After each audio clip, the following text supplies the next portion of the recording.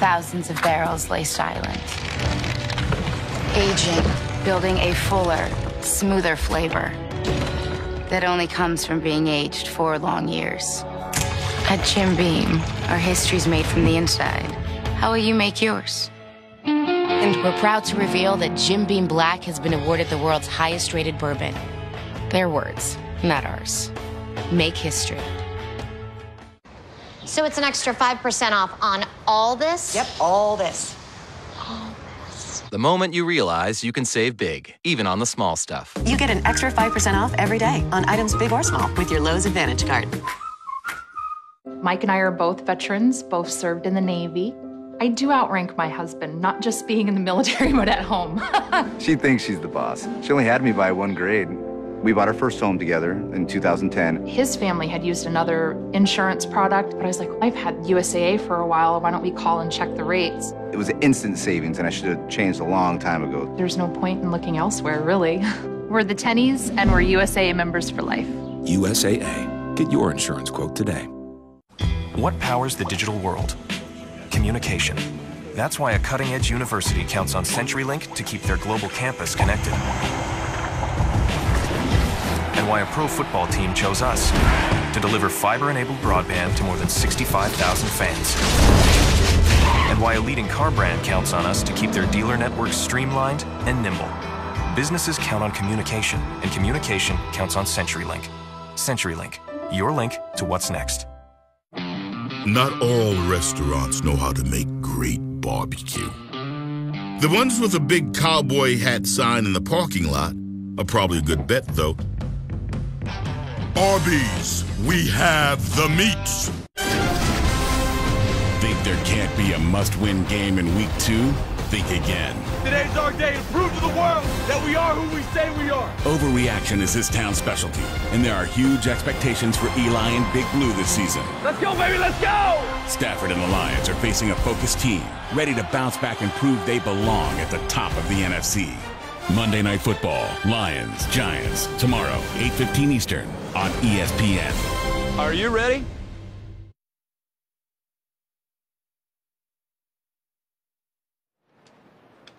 You had like a shot.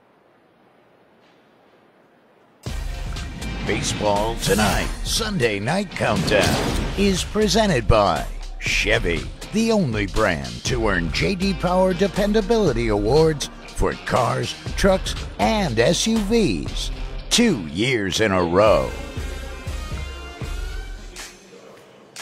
Tim Kirchin, Dave Ross, Carl Ravitch, we got ourselves a lot of games. Wednesday at 1 o'clock Eastern Time. Just after noon, you got a chance to watch what could very well be a huge wild card deciding game. Then at night, Wednesday, double dip, Red Sox in Baltimore against the Fighting Showalters, and the Cleveland Indians taking on the Angels. So Wednesday, 1, 7, and 10. Here are the Fighting Showalters against the Yankees.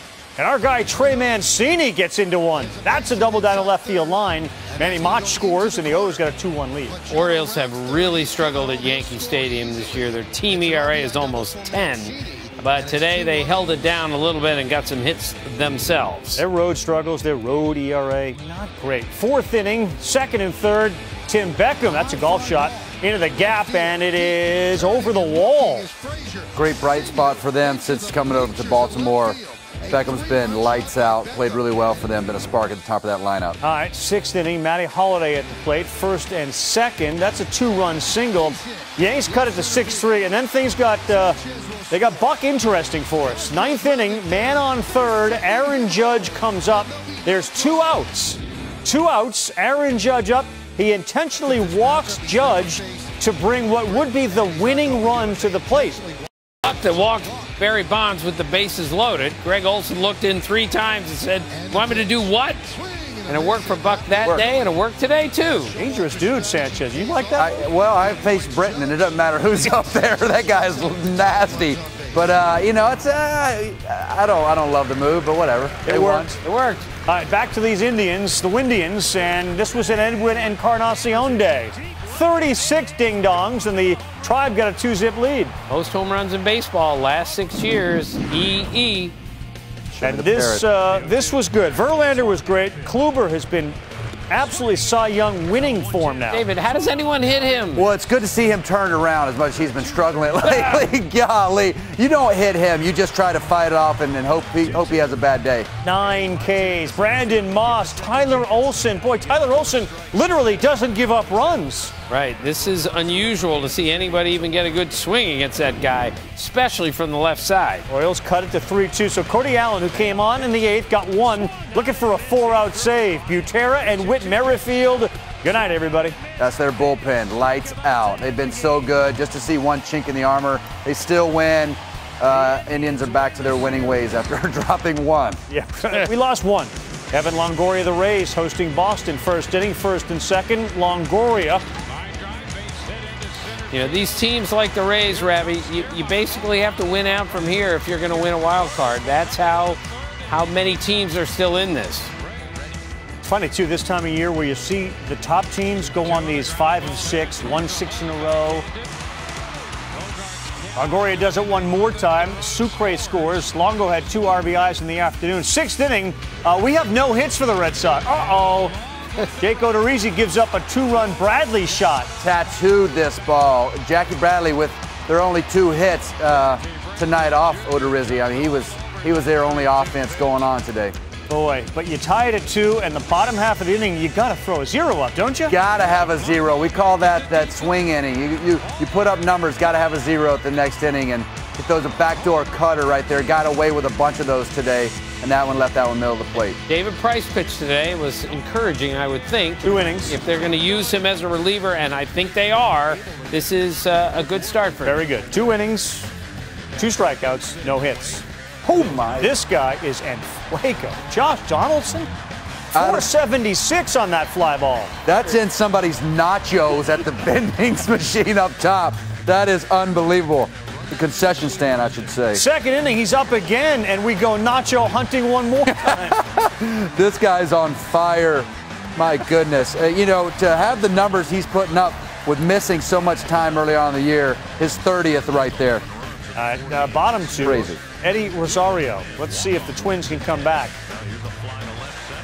That was a fly ball that left the yard. That's a pretty big yard, too. Their defense has been so good, and they hit a ton of homers, and that's why they are where they are. Byron Buxton solo pop the other way. Twins now have cut it to a 3-run deficit. He has figured it out, and the ball is flying on a day game in Minnesota. Later in the inning, Doge hits down. And Dozier has 30 homers again. This whole team, since August the 1st, this is one of the best offensive teams in baseball. The Twins kind of came out of nowhere offensively. Yeah, this is not good news for the wild card chasers. Twins 13, and the Blue Jays 7. Twins 13 and the Blue Jays 7. Rangers and the Angels. Oh, Adrian Beltre. About face. Double to left center. DeShields and Elvis Andrus score. Rangers got a 2-0 lead. All right, if you talk about nachos, I don't know what the next level is for when they stop selling nachos at some particular height, but whatever food you can get at around $4.90, this goes there. David, tell us how far this is. That actually bounced and landed at Disneyland over there. I mean, that ball, Joey Gallo, look at that. Just backside connected.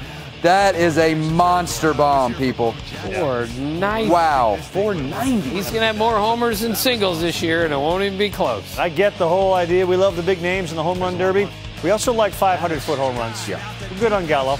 Speaking of homers, here's Trout. He came up with the bases loaded, lined out to center, and then in his next at-bat did that. But boy, the Angels, that's another team you got to keep winning, guys. All right, we'll see them on Tuesday night, you and I and Eddie. We will see you on Tuesday night. So the Yankees, again, take a look at where they are, and the Angels are 2 games back. So they got a 6-game edge on the 3rd wild card team. Their magic number to clinch is 8. You get a better chance to win the wild card. Well, they're going to win the wild card or the division. I mean, they're going to, I think they're, man, I like the way they're playing right now, and the Red Sox don't look good to me, but they're going to win the wild card. Yeah. I'm with you. You know, I don't know if they've got enough to overtake. Three games a bunch. 3 games. And they don't play them the rest of the year. They're getting in. The question is, how do they get in? Wild card? I think they're the wild card team, and I want no part of that team. Postseason baseball, get ready for it. The drama, the thrilling plays. 2017 Major League Baseball postseason starts October 3rd. MLB.com/postseason. Full scale. The StatCast Play of the Week, brought to us by Kevin Kiermaier and AWS. When isn't it brought to us by Kevin Kiermaier? Dude, he had an 18% chance of catching it. In Kiermaier's world, that's 100%. Sent him to extra innings, too. That saved the game for him.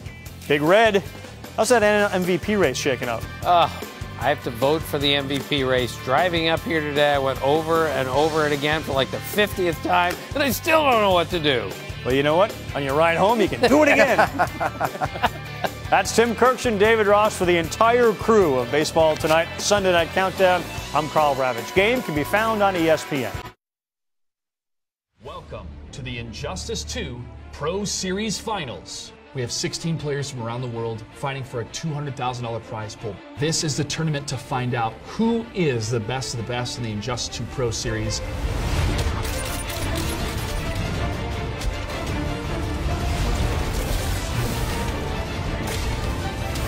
These players put in so much time, so much effort, sacrifice so much of the world that they know.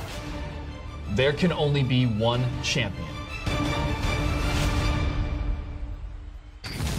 Welcome, ladies and gentlemen, to the Injustice 2 Pro Series Finals. I'm your host, Joshua Gray, and we're coming to you live from the Avalon Theater in Hollywood, California. Today, the best Injustice 2 players from around the world have been fighting for a $200,000 prize pool. And tonight, only a few matches remain until we crown ourselves a champion. Let's take a look at some of the biggest moments that happened from earlier today. Scar on his last legs, back to the corner, does the air dash, and a whiff punish with the lunge into the gun. Sonic Fox, sigh of relief, 3-0 victory. The jump in into the overhead, I don't think Slayer was prepared. He gets hit one more time, it's game over. Here comes the grab, watch the mix-up. The down one into me about Sonic Fox win that 3-0. The final series, jump 3, getting 2 of them. That's some big damage, but unable to get past a big old hitbox. Sonic Fox making it into winners finals. Congratulations. On that jump in. Oh, the whip! And that's going to be it. The footsies come through strong for Samij. He's going to have the air tech. Astuza has no choice. Now completely starved for Bar. Hang on, is that going to do it? Yes, he does. And Samij takes it comfortably over Echo Fox Theo. He's dropped 2-2-3 multiple times, and that is not what you're doing Game 5 against Samij with so much on the line.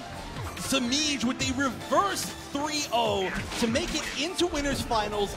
And with the punish now, chip damage, an easy chase down for Robin, and Hayate clutches it out. The minor pop ball, 3 games to 2. Getting covered the overhead twice. He's in a lot of trouble here. And that's it. He just gets hit by jump 3. I don't know what happened. Hayate looks like, what, did I win?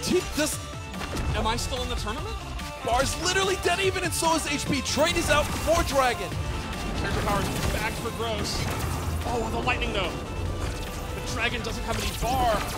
This is crazy. This is so intense. Gross making the comeback before. Can he do it again? And Gross is going to have to survive another character power. Oh! Oh, wow. And wait a second. Gross has the meter advantage. He has 2 bars. He can spend 1 right now and actually put... He spends 2. I like both. it. I like it. Dragon's going to be near death. Oh. Oh my goodness! The Dragon's out. Gross has double eliminated the Evolution champion. Unbelievable, Steve. The Injustice 2 Pro Series presented by PlayStation 4 is a culmination of the best players in the world for Injustice 2. These players have been fighting and competing all summer long, thousands upon thousands, either online or at local tournaments. And now we are down to only 4 players. The first place prize is $120,000. Our analysts are standing by, but first take a look at the bracket and our 4 players that are remaining from the losers bracket. We have DR Gross,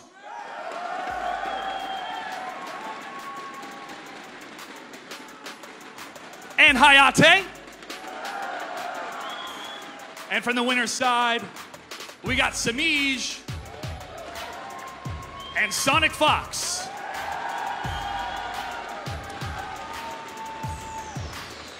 It is time to get ready for our first matchup. Our analysts, Katana Prime and Darth Armor, are standing by to give a breakdown of Injustice 2 and to talk about these players. Gentlemen, let's crown ourselves a champion. All right. How are we doing? Good evening, Injustice fans. I am Brian Benzing, better known to the gaming world as Katana Prime, and I'm joined by my good buddy, Miguel Perez, also known as Darth Armor. Now, you've heard about the contestants and the finalists, the final four here looking to take home the $120,000 prize pot. But before we go a little more in depth on them, let's talk about the tournament format and how it all works. Yeah, so basically the tournament format is pretty simple.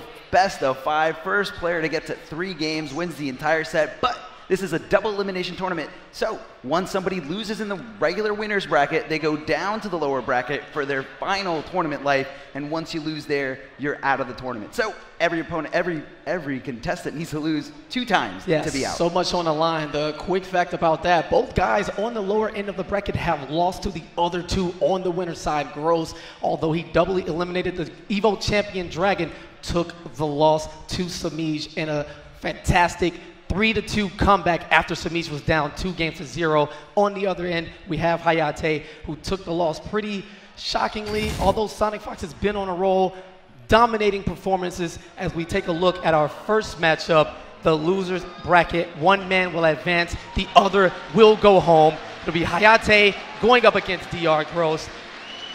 Intros are ready and good to go as we send it over to our casters, the Condiment Brothers, Ketchup and Mustard.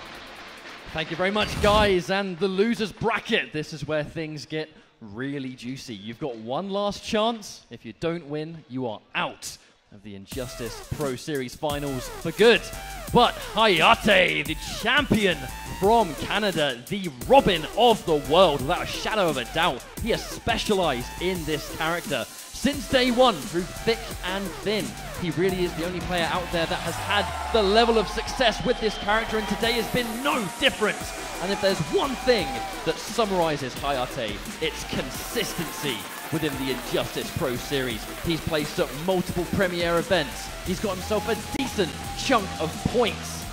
And when it comes to his competitive record, he has defeated some of the absolute best players in the world. If we take a look at his total points, 311, and a huge chunk of that came from an astounding performance at Evolution 2017, the most stacked NRS tournament when it comes to Injustice 2 in the history of the game. So he's going to be happy with that one, but he's riding all of that momentum all the way over to the IPS Finals, and we'll see how he does today. But his opponent in this losers bracket is DR Gross from the Dominican Republic, the people's champion of the day, has had a complete tear through the bracket earlier on, managing to double eliminate our current world champion, so he could actually be here in this top 4. And now with that token Green Lantern and that famous Black Adam looking to send Hayate home after this. This is the final chance to get through to that finals after this. There's only 4 players remaining and Gross is here. He said earlier in his winner's interview, that trophy, that's mine. I'm taking that home, that's going home with me. And having a look at his points here, Green Lantern being his signature character. So many points from Evolution considering his impressive placing there. And obviously some from Premieres too. Came in as quite a low seed but has just completely done the opposite today and has defeated top player after top player on his rampage through to top 4 today. Well, that's going to be everything from us for now. We're going to throw you guys back over to the analyst desk for a quick match breakdown. All right, as we know, both of these guys super exciting. The 2 biggest risk takers in the tournament itself. They live and die off of hard reads. Gross, with his excellent Green Lantern play, going for those anti-air attempts, pressing the riskiest buttons at the riskiest time. However, when his reads are on point, it's led to wild success. Double eliminating the Evolution champion, just leaving a wake of bodies in his path with 3-0 victories over everyone else and his path to the losers' top 4. Hey, but don't count out Hayate.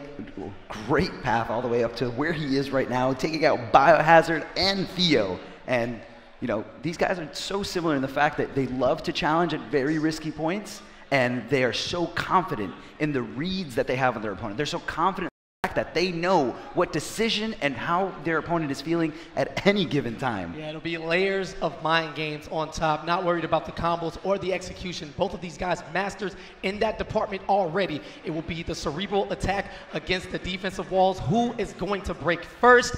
that will be the crux of this matchup, where they'll most likely pick their main characters when Robin and Green Lantern. Yeah, I mean, it's going to be all about momentum, you know. And once you start getting hit over and over and getting red and opened up, it's just, how do I get this back on my side? How do I get this back in my favor? And I feel like you can see perfect rounds after perfect rounds. Hayate, you know, pretty much doing a reverse perfect back on Biohazard in that Harley Quinn matchup earlier in this tournament. And, you know, he was down an entire life bar, and he said, you know what, I'll just do it right back to him. And when it comes to mind games and those who played the mental side more so than the execution, Gross is coming off of a devastating loss against Samic, who was up in the winner's side of the bracket. He was up 2-0 and lost 3 straight. So let's send it back over to our casters. Our opponents are ready to go. Thank you very much, guys. Now, Hayate versus Gross. Hang on a minute, an Aquaman pick instead of Green Lantern. That is not something we expected. Well, just to quickly break it down for those of you watching, this is going to be first to 3 matches. You must defeat your opponent 3 times to beat them in the set. And looks like they're going to be going with Aquaman on the side of Gross. And obviously that signature Robin for Hayate, which is a character he's been so known for by this point. Now it's going to be a very defensive character in Aquaman. Loads of the tools of the character are geared towards just putting up that brick wall. But then on the flip side, you've got Robin, who just wants to get point blank and be as aggressive as possible. CL damage is a big thing here. You can see the life bars won't do as much damage as you physically can to try and win.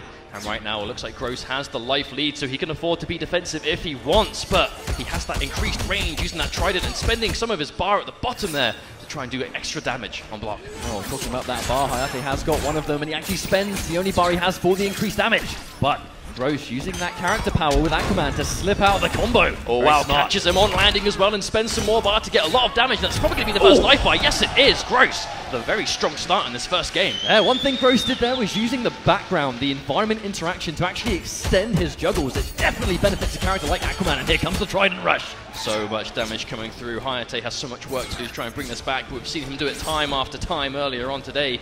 He's got to do it again here now. Oh no, there's the miss. Oh wow, and again using that environment, but a nice flip out from Hayate, spending some bar to keep himself safe. That's the jumper. Nothing just yet. Oh, anti-air.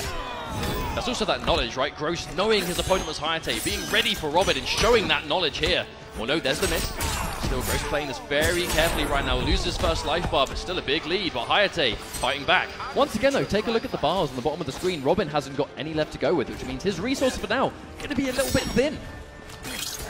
Slow down. Oh, there's the overhead Hayate. Not stand blocking there. Trying to get some of that space. Just trying to occupy as much of it as possible with these poking attacks. Clean jump and a nice little hit confirm into uppercut. There we go, leaving him restanding. Cannot go for one of those wake-up attacks. Oh, so much damage coming through their patience. Hayate sitting there and blocking all of it still though, managing to salvage this a little bit. There's interaction, but there we go, using the armor into the clash. You are not fit to lead. Superman and I disagree. Superman and I disagree. Robin being taken under Superman's wing in the world of injustice. Still though, it's all to play for. Only 160. Ooh, the block on the low. Hayate with the patience. Gross trying to finish things off. Gonna spend this bar for sure. Hayate barely left alive. Oh no, hang on, that could be it. Not quite. Using the Aquaman, tries to anti-air. Get stuffed. This is still anyone's game. Last hit's gonna do it. Oh, tries to do the uppercut again, but doesn't quite connect. There's the push block though, trying to build that space. Build this space between them. Hayate so cannot take, he cannot take a single hit. Not even on block. The chip damage will seal the deal. Oh, hang on a minute! He gets the jumping heavy attack. The sword cuts deep. And that's going to take the first game for Hayate after being down almost the entire time. I mean, a super close game number 1 when there is this much on the line at the IPS finals. I mean, that's to be expected. 1 down, 2 more to go. It's first to 3 matches and Hayate taking his first. So what does this mean now? What can Gross do? He can swap characters if he wants. He can go to change the stage. Hayate, being the winner, must stay as Robin until he loses a game. He's won that first match, and it's going to be a straight-up rematch. But it's very smart of Gross actually sticking with the Aquaman pick. Changing a character isn't necessary when the match was that close. It's more about just adapting, finding out what you did wrong, and then changing your game plan accordingly. Still low. Ooh, right back to normal though, but Hayate starting things off strong this time. Now he has the lead first. And again, going for that restand. Doesn't want Gross to get off the ground safely. Hayate's done a ton of damage already. Oh, the whiff punish! Nice damage coming through again. Good blocks from Gross though. Oh no, it's tagged for the last hit of that jumping attack. Hayate has done a superb job of just being aggressive, but at the same time making himself hard to open up. He has such a life lead! Just as you can say that, putting himself at that range so Gross's attack would miss, so he could get that free hit of his own, and that's a big lead. Over 1,000 health points left. Oh no! Gross trying to chunk that down from the deep indeed. Backs to the wall. Hayate can keep him near this corner. He's going to have more aggressive options. Gross will be limited. Still though, this is a character choice we didn't expect to see from Gross here. We know he's known for that Green Lantern and Black Adam. We know he has an Aquaman, but we haven't seen it today. So signs of perhaps not being quite as ready. Well, on the flip side, perhaps more ready for this particular matchup. Maybe a lot of damage though. Hayate getting chunk after chunk of damage, but a big combo here, opening him up. All the tricky stuff. Doesn't want Gross to get that clash we saw before. This is by far a way better match for Hayate so far. He's been hit by nothing significant. There's the clash. Now this clash, Gross is going to win it guaranteed because he has more meter to wager. However, he's still going to be in a very bad situation, and you only get one clash per life bar. The clash is that good way of trying to get some health back to get yourself back in the fight, but costs you resources to do it. Hayate managing to maintain that lead. That's going to be a full combo launch. This is not likely to kill. However, the setup. All the patience from Gross. Oh, there we go. The uppercut right in his face. Hayate goes up a swift 2-0. I mean, this is looking really good for Hayate so far. I mean, we expected a close match. That first match was unbelievably close, but that second game, Hayate kind of just sort of woke up. And he's looking really strong, and we still have plenty of matches left to go in this series. While we get this match underway, we're going to go for a quick break. Don't go anywhere. This series will continue after this. The Injustice 2 Grand Finals, presented by PlayStation 4, are brought to you by Simple Mobile, powered by Samsung, and PlayStation 4. Greatness awaits.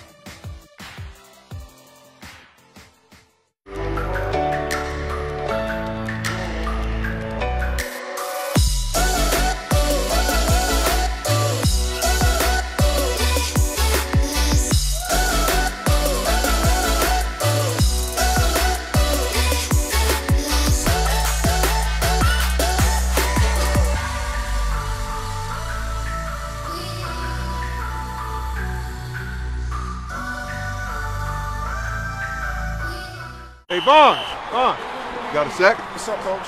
I found this in your locker. Coach, I'm delicate.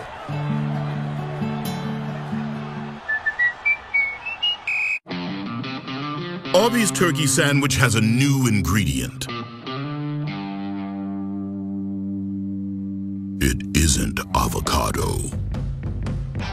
Arby's, we have the meats. Goodness Knows invited people who've always wanted to act to try. Goodness Knows is the name of the product? Oh! 4 delicious bite-sized snack squares. Every try is a step to being your best. Try a little goodness. For my world to live, Earth must die. Hang on! We're not keeping up on crime. Transformers. Get it now on digital. Being the incredibly busy man that I am, I've asked Chase Sapphire Reserve card members to scout the world to find my next vacation. Elton, what are you up to? I'm having breakfast in Uganda. Uganda, be kidding me, Elton. It's a joke. James, we're gonna look for gorillas. Hang on, what? That's a real silverback gorilla. Look at it. No, don't look at it. Stay, okay, shh, I'm freaking out. Sapphire Reserve from Chase. Make more of what's yours. Dynamic performance, track-tuned handling, and aggressive styling. The bold Lexus IS.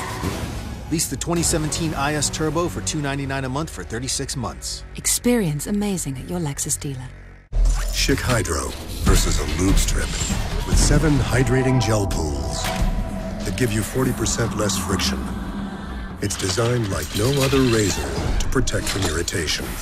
Schick Hydro, for your skin. Rated RP to M. So, Gary, we're looking for someone who's cool under pressure. A quick thinker. Someone who won't back down from a big challenge. Does that sound like you, Gary? Yeah. PlayStation, the best place to play. PlayStation. Welcome back, everybody. We are back with the Injustice Pro Series Finals presented by PlayStation 4. DR Gross versus Hayate. Hayate currently up 2 games, and now we're back at character select. This could mean a character change, and it looks like it will. Gross has been running with Aquaman to try and take out Hayate's Robin, and it hasn't worked out, but Green Lantern is what he's known for, and that is what he's going to be sticking with for the rest of the series. It's going to be first to 3 games. Hayate has to win 1 more match to advance and eliminate Gross from this tournament, but Gross must win 3 games in a row with his signature Green Lantern. And if he potentially wins this match, he will be locked into Green Lantern for the rest of the series. But it's not going to be the end of the world for him because, like you said, this is the character Gross made a name for himself with. But you can see, though, Hayate really is known for that Robin, that character that wants to get right in your face and do as much damage as possible. And Green Lantern does a great job of just keeping him at arm's length so he can't do that. But Hayate knows all too well how to get in, and we're seeing that right now, spending all this bar to get as much damage as possible. If there's one thing Robin doesn't have a hard time doing, that is damage. You can just see the sheer amount of life he's done to Green Lantern already. Hey, you only have 2 health bars to take down, and Hayate's almost taken out 1. Hayate, very little work left to do to eliminate Gross, but catches it with the juggle from full screen. Hayate, ready for everything. Match point. Hayate with this, he will be moving on into the losers finals, minimum 3rd place. So much money on the line for that placing alone. At this point, it's not about the money. These guys have dedicated so much just to be here, just to try and call themselves the best player in the world, and they're so close to doing that, and no one wants to drop here. Hayate, 1 game away from doing that to Gross, but Gross fighting back. That patience coming through. Maybe one thing Green Lantern does fantastically well in this game, he's got really good buttons. Oh, what a really block. good attacks. They've got decent range. They start up nice and quickly. Gross is playing the grounded game so well, but Hayate just has that edge so far. Nice wake-up attack. Gross getting off the ground safely, using that wall, using the powers of the Green Lantern. Oh, catches him with a little low kick. Hayate. Not blocking low. But the lift doesn't do enough damage to kill. Hayate lands an uppercut. Any damage here is going to be consolation damage until he inevitably loses that first life bar. Wow. No, the sword just clipping him in the air as well. So much damage coming out. Hayate has only 3 points of health left. The challenge! Say it, I'm the most green. Quit embarrassing yourself. This is a horrendous situation for Gross. He wasn't able to seal that first life bar, so Hayate, I mean, he's 1 hit away from losing it, but he just can't get that speck of damage. I mean, he won the clash, so he got health back, but Hayate just built the meter. He needs to do as much damage as possible. Gross back against the ropes. He gets opened up, and that's going to be it. Hayate advances over DR Gross, eliminating from the tournament and moving into our lower bracket fight. I mean, that was a ridiculous series. It was a fast 3-0. I think we all expected a much closer set, but DR Gross, even though he unfortunately is eliminated here, he had such an insane journey to get here in the first place. But that's enough from us. We're going to throw you guys back over to KP and Darth Armor for a quick breakdown of what we just saw. Not quite what we expected. Hayate, turning the wheels on a bit faster than Gross was ready for. Decisive 3-0 victory, Robin, getting the job done. Gross kind of questioning himself, not choosing Green Lantern to begin with. Always something you go back and think about when you watch the tape. Should I have stuck with Got Me here in the first place?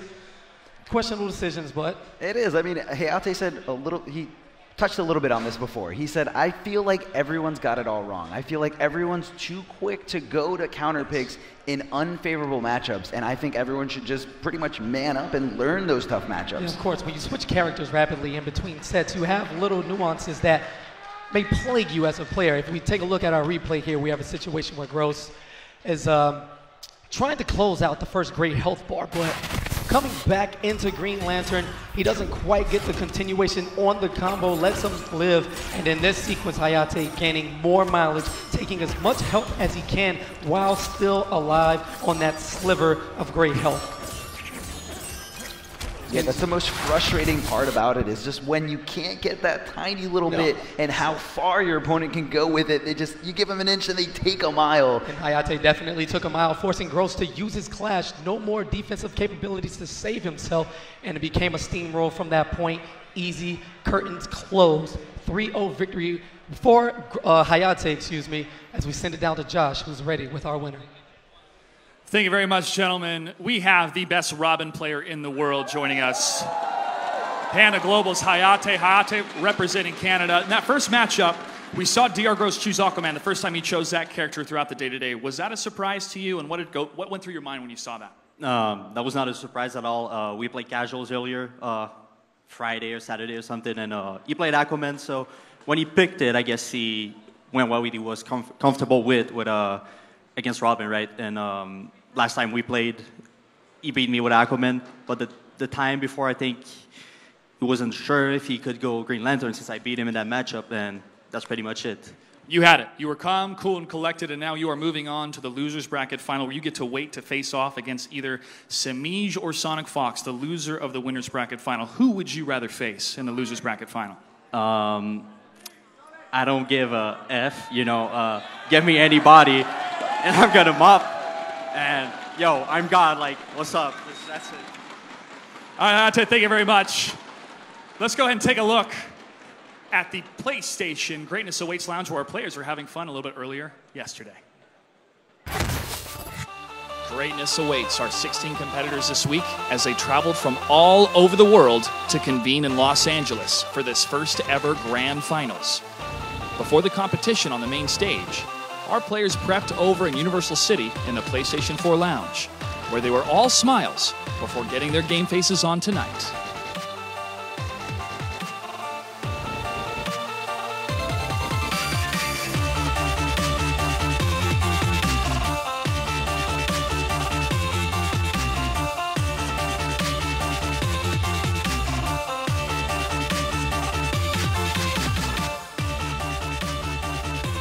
I found him. That's not possible.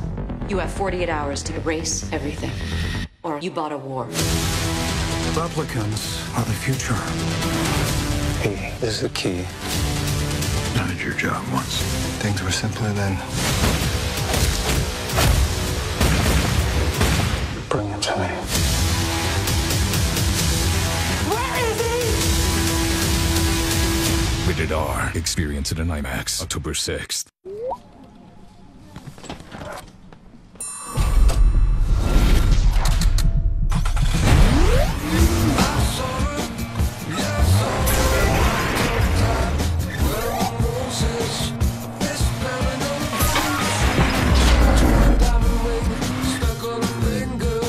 Yeah, right.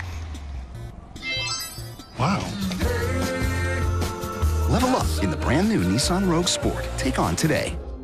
These are Domino's all-new Parmesan-dusted, garlic-seasoned, and cinnamon-sprinkled bread twists. How did we come up with such a clever name? We'll never tell. Choose any two of Domino's new bread twists or medium two-topping pizzas for $5.99 each. Marco Polo! Marco Polo! Marco Polo! Marco Polo! Marco Sì. Marco Polo! Scusa, Polo! ma io sono Marco Polo, ma... Playing Marco Polo with Marco Polo? Surprising. Ragazzini, io sono Marco Polo. Sì, sono qui. What's not surprising? How much money Amanda and Keith saved by switching to Geico. Ah, Polo? Polo? 15 minutes could save you 15% or more. Polo? Think there can't be a must-win game in week 2?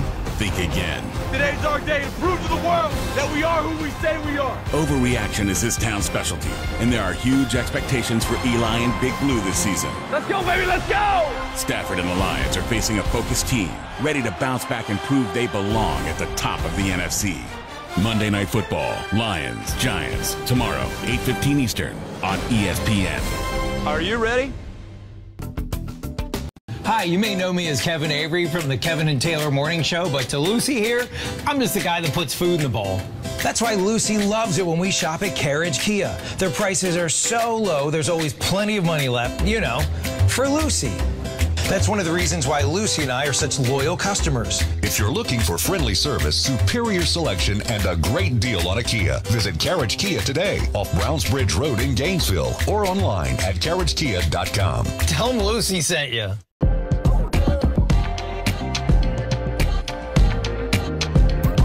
Crispy, tender, juicy chicken. Choose your taste and get to dipping. Crispy, tender, juicy chicken. All the taste they got are kicking. McDonald's new Buttermilk Crispy Tenders take juicy cuts of chicken and season them up just right. Use every last morsel of our tenders to get every last drop of our delicious sauces, like the new signature sauce or Sriracha Mac sauce.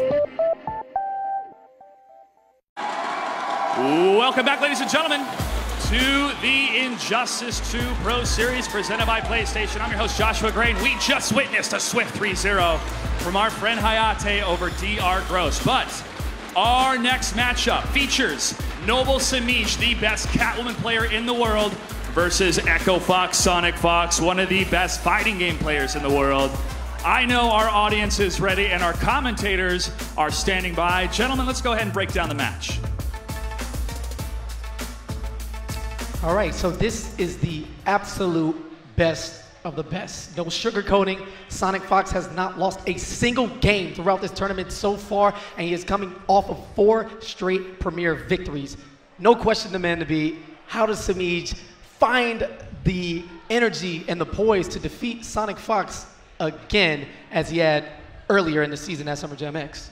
I mean, we just got a new character added to the roster that's legal today in this tournament. So I know Samij has been working a little bit on some Starfire, so I think if he kind of throws that into the mix, Sonic Fox might not see it coming. A late game surprise pick from something we haven't seen may be up Samij's sleeve. However, Sonic Fox says that he is prepared for the matchup, any character in the game, with his huge roster of potential mains that he can switch at any given moment. He'll be looking to continue the onslaught, sweeping his way through the finals as the undisputed best player in the world in fighting. No question about that. I mean, he's been doing such a great job this entire season. All right, here we go. They are ready to go. Let's send it back over to the casters. Thank you very much, guys. Now, Sonic Fox, I mean, what can you say about this guy that has not been said a million times over? Like, he really is the greatest NetherRealm Studios fighting game player that has ever lived. And in Injustice 2, that is no exception. He pretty much plays well over half the cast at a top level. And you can just see the level of confidence and charisma. I mean, he's been on a world stage more than enough times. This is just another day in the office for young Sonic Fox. He started competing in fighting games at a ridiculously young age.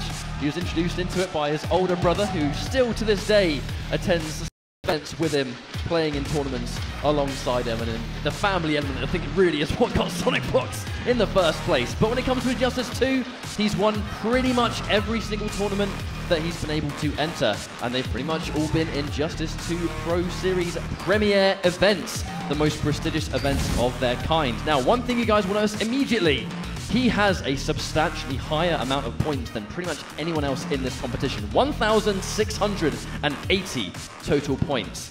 And pretty much most of those were premieres. So if I was his opponent, I would be very nervous indeed. I don't think that's the case, though, because his opponent is none other than Noble Samij, who we saw defeat Sonic Fox multiple times across online events and most prestigiously at EVO this year at the World Championships, and we'll see him any second now. He is the best Catwoman player on planet Earth, has been undefeated today in this tournament. We know if there is one person in the community that will not be fazed, knowing they're coming up against the strongest player in the community, it is probably Samij. He's a young guy, he's very quiet, but he is a phenomenal player. He's got Catwoman going up with him to stage. I think that really is just foreshadowing as to what to expect. We know he has a couple of characters maybe to use, it would be Catwoman or Starfire, but Catwoman really has been his tried and true stable pick. He has been a consistent player in the Pro Series from start to finish, has always been a force to be reckoned with, and we can see 605 points, not bad at all. 200 from Evolution,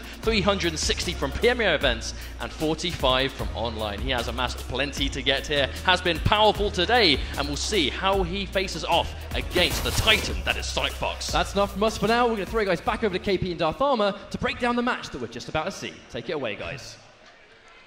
Just off the top of my head, you know, the combined age of these opponents is about 12, if my math is right. I don't know what an 18 or a 19-year-old does with $120,000, but these two Titans. Don't let the age fool you. Those young man reactions, the dedication and the practice that it takes. We've seen these two clash heads. Samij eliminating Sonic Fox at Evolution, sending him to the losers bracket at Summer Jam, but Sonic able to bounce back, win, ride the wave, and decide that he is going to be the child up top. But stick with us real soon. We're going to take a quick break as we come back with the analysis.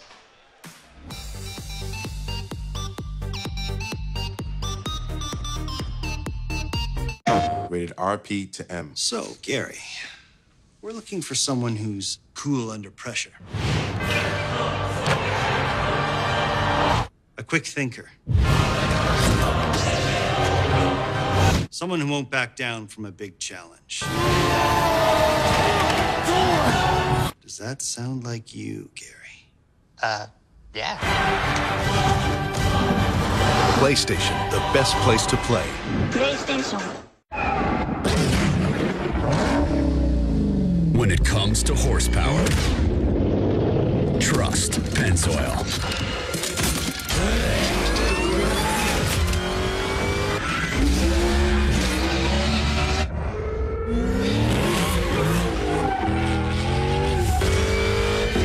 Complete protection for top engine performance. Pennzoil Synthetics. Make the switch at Firestone Complete Auto Care.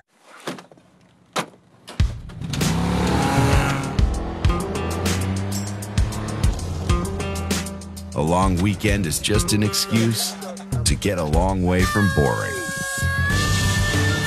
With models up to 62 horsepower or room for 4. Go rugged, go big, go Gator. Now get 0% financing for 60 months, plus $500 off the Gator XUV 825i at a dealer near you. This month at DQ, we're calling all chocolate cake lovers. If you'll indulge me, I'd love to tell you about our indulgent best chocolate cake blizzard. It's chocolatey. Velvety. Yes, it is rich. Much like my phone voice. The new DQ Best Chocolate Cake Blizzard and Molten Lava Cake a la mode. Welcome to Dairy Queen. It's not just a car. It's your daily retreat. Go ahead. Spoil yourself. The ES and ES Hybrid. Experience amazing.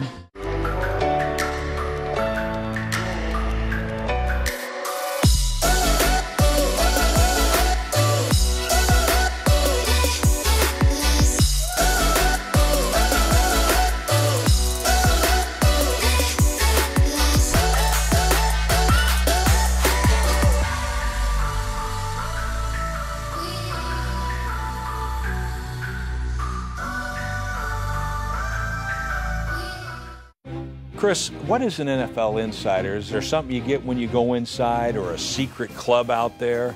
Well, you have to do the initiation. Can't go into quite detail. It's kind of like those secret societies. You got some initiations that you go through and put into an NFL insider camp. Really? That's terrific. If I told you, it wouldn't be a secret. For me to try to elaborate on it with you right now, I'd actually be all the time we have. I appreciate that. Thank you for that insight.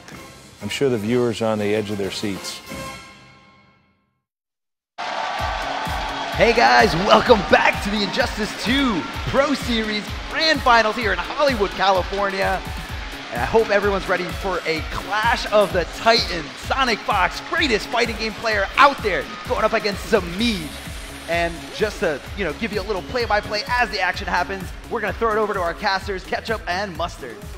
Thank you very much, guys. Now, Sonic Fox versus Samij is quite a legendary match in Injustice 2. These guys, even though the game is quite new, they do already go way back. They fought multiple times in tournament, and they have gone back and forth. And I think the ability to say that I've gone back and forth with Sonic Fox, a player of his level, is very impressive indeed. It's also something that not a lot of players can say they have the honor of saying. They are two very young gentlemen. They have played for crazy amounts of money, but first place today, $120,000. That is a tremendous amount of money for a young man. That really sort of funds the start of your future. We've already seen Sonic Fox has won so much through previous NetherRealm games that has really funded the sort of career he's forged for himself now. And Samij looking to do the exact same thing today, but let's break it down a little bit. It's probably going to be Catwoman from Samij, and we know character-wise it's maybe going to be Red Hood or Captain Cold from Sonic Fox. Now, the way these characters match up, it's going to be how you utilize characters' tools against theirs, and how you can do that on the fly with the few amount of matches you have to do that. It really rewards your reactions, your mind games, your composure, and your ability to really stay in that zone at a high level of play. But because we know Samij plays Starfire,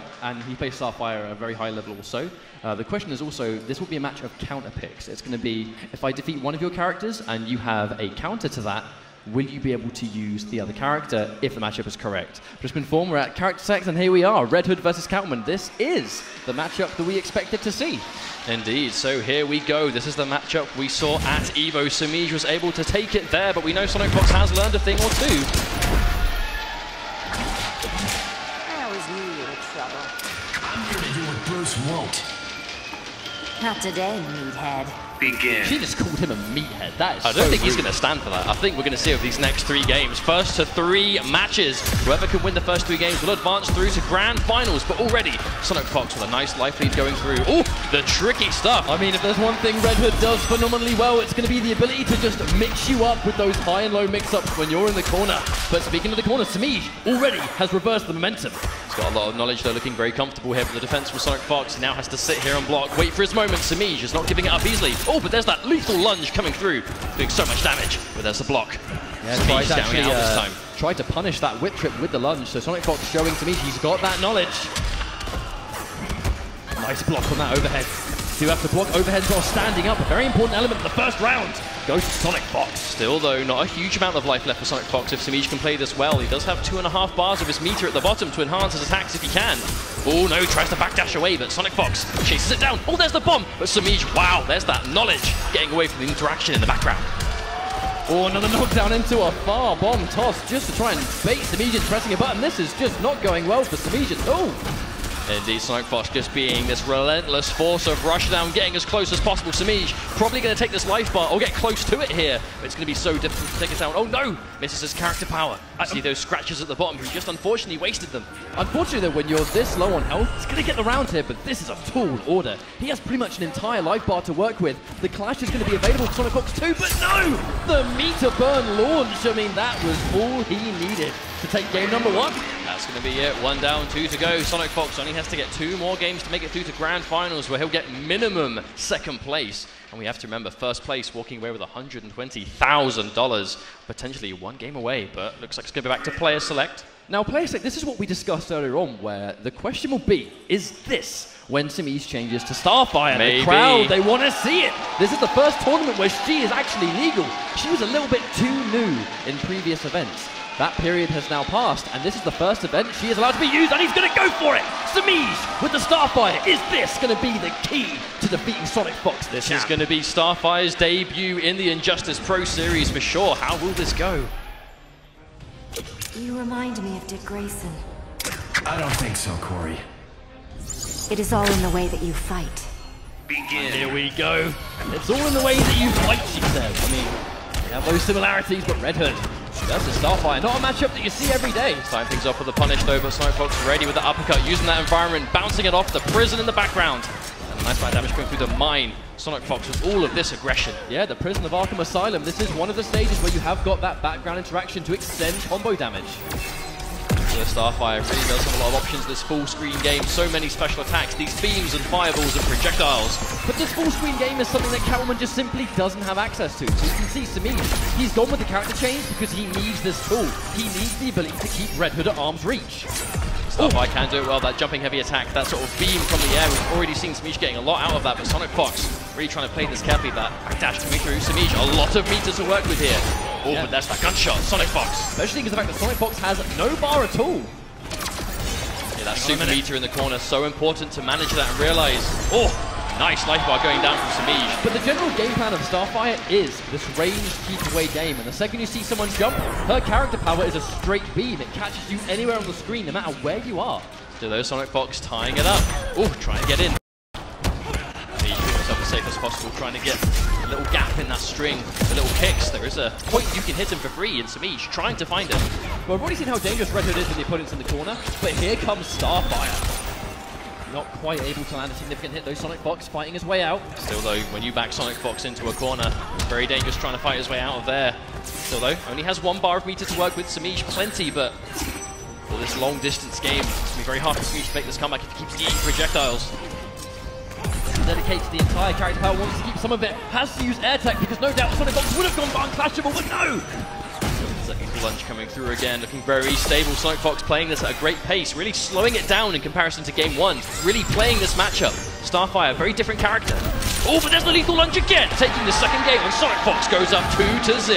Now, I mean, I think the change to Starfire has been beneficial. Like, you can see the fact that when he's full screen, he's able to establish the threat and a distance that Red Hood, yes, he himself has projectiles, but hers are a little bit faster, especially with that character power. I think Starfire is the answer in this matchup. Well, I think it's a question of how confident can you be? We know Samij has been playing so much Catwoman from launch to now, considerable amount more time than Starfire, but there's only one way to get competitive experience with a character, and that's to play them in a competitive environment. And it doesn't get more competitive than the IPS Finals this year. Now we're back to character select. Samij has thought about changing to Starfire in this tournament previously, and he hasn't. He's gone back, he's stuck with Catwoman because this is the character that really put him on the map. It's the comfort zone. He's used her a lot longer because she was here since day one and Starfire was not, and he's gone back to Catwoman. So if he's going to do it, he's going to have to do it 100% with Catwoman, no other option. That's going to be on Gorilla City as well. Such a great map for anyone that uses those background bounces.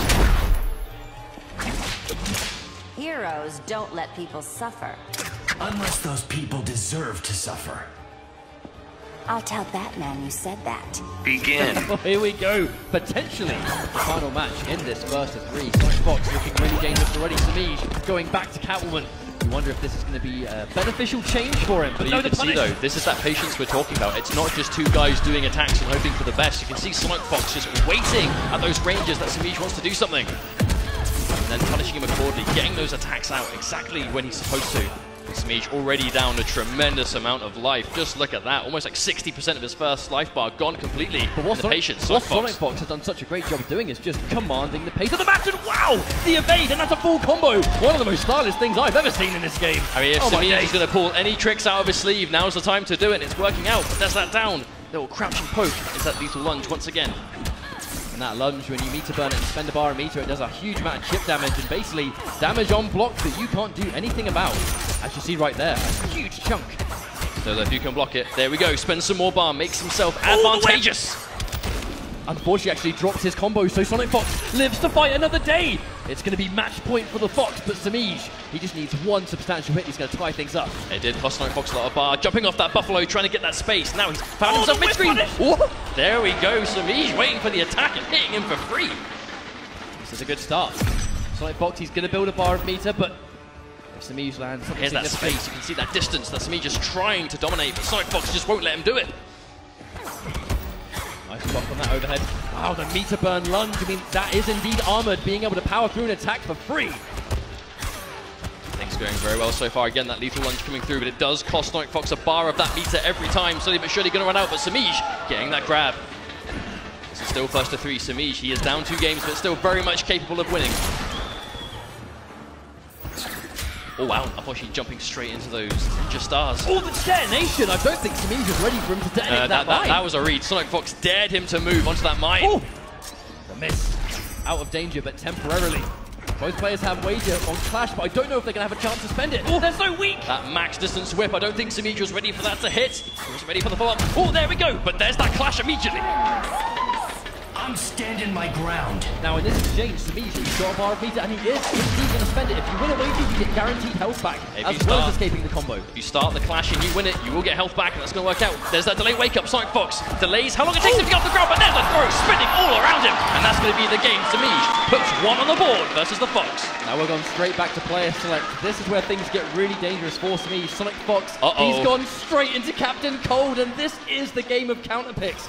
Captain Cold is a hard counter to Catwoman, and SonicFox now only has to win 1 game. This is going to be so difficult for Samij. Yeah, this is a strategic character change if ever I've seen one. SonicFox is so confident in Captain Cold versus Catwoman, and considering all he needs to do is win 1 game, he doesn't have to worry about Samij changing now. Now, unfortunately, because this is a hard matchup, because Captain Cold will use his character power to create a snow dome. It takes up pretty much the entire screen, it shuts down her up-close game, and it makes Captain Cold very difficult to approach. Not impossible, and here comes the globe. Ask and you shall receive. That's exactly what you were talking about. Just putting as much stuff on the screen as possible. Catwoman really thrives from being up close, but Captain Cold just keeps you at arm's length better than almost any character in this game. Wait a minute though, here comes Samij. He was able to land a full combo and actually fight his way out of the dome, but unfortunately SonicFox does find his opening regardless of that. Putting out all the tricks, Captain Cold using all the gadgets and takes himself to match point now. The character swap to Captain Cold paying off beautifully. SonicFox masters most of the cast, most characters in this game for a reason. You don't pick yourself into a bad matchup, especially when there is this much money on the line. So though Captain Cold, he needs to see those bars at the bottom next to his meter at the bottom, the little 3 segments. He needs to charge that up, and the more he's charged, the more powerful attacks he can use. Samij needs to not let him, but if you be too obvious, you will get hit for free. And SonicFox, there we go, sacrificing damage, trying to charge up that gun, no. and there we go, there's the dome.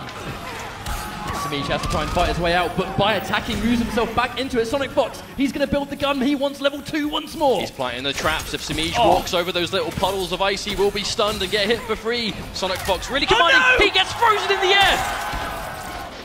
And there's another anti-air. Captain Cold, you cannot jump in on this character. Samish, he's stuck between a rock and a hard place again.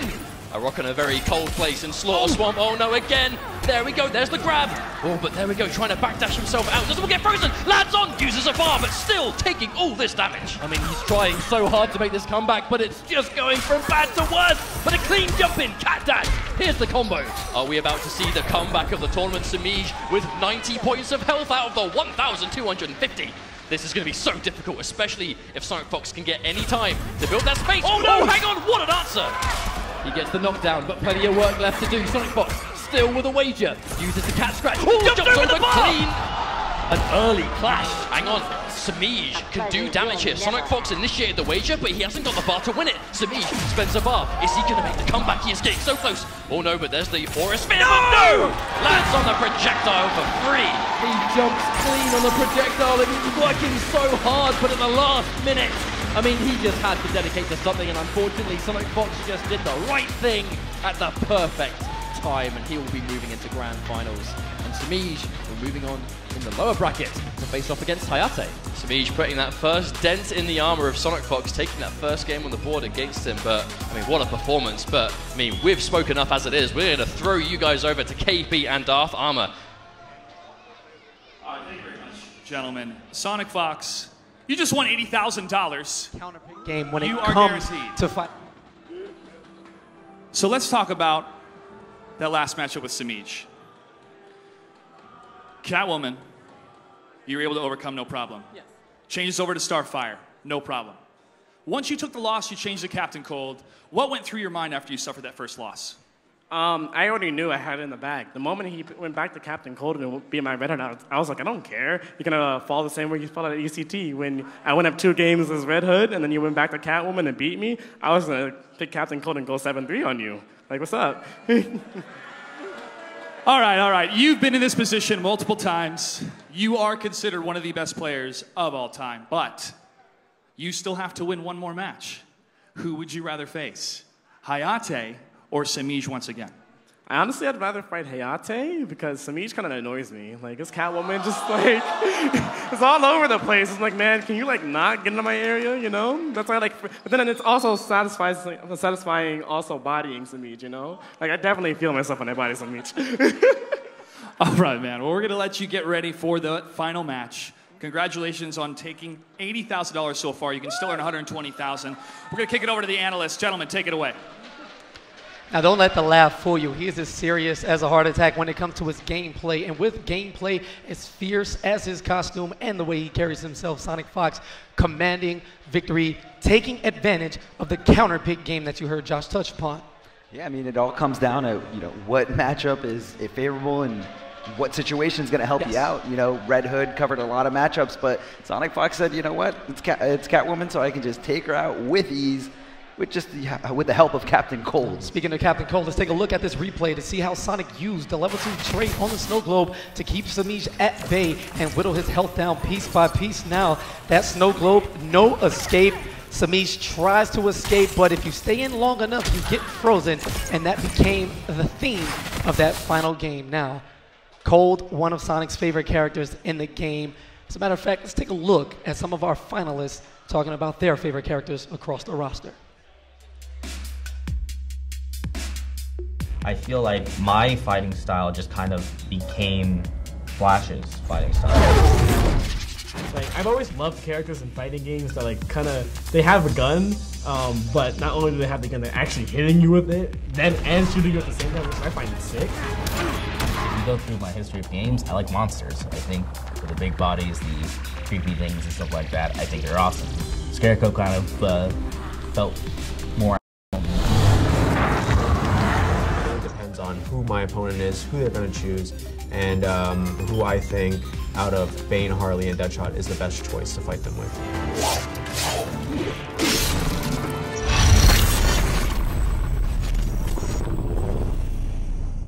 Rated RP to M. So, Gary, We're looking for someone who's cool under pressure. A quick thinker.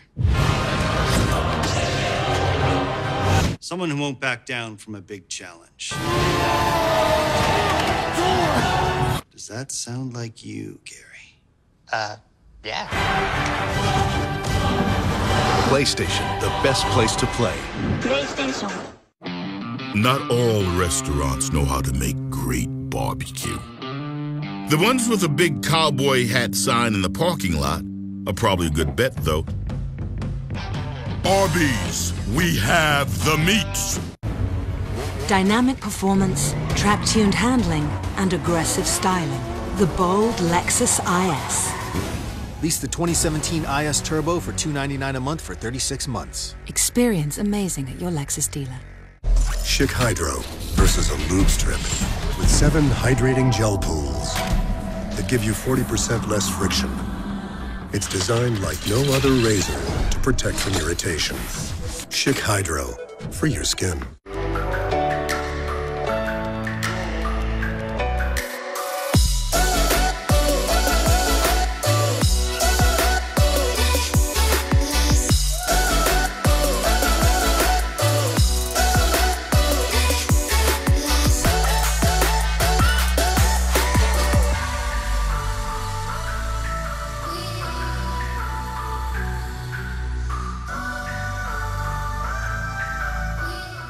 You know me from Rocky V. In real life, I'm Tommy the Duke Morrison. He had a style that people loved. You have a kid that's on top of the world, and in one moment's time, I have tested positive for the HIV virus. People run from you. How do you cope with that? What if I told you his toughest fight was outside the ring? ESPN Films presents a 30 for 30 film presented by Mini. Tommy, stream exclusively on the ESPN app.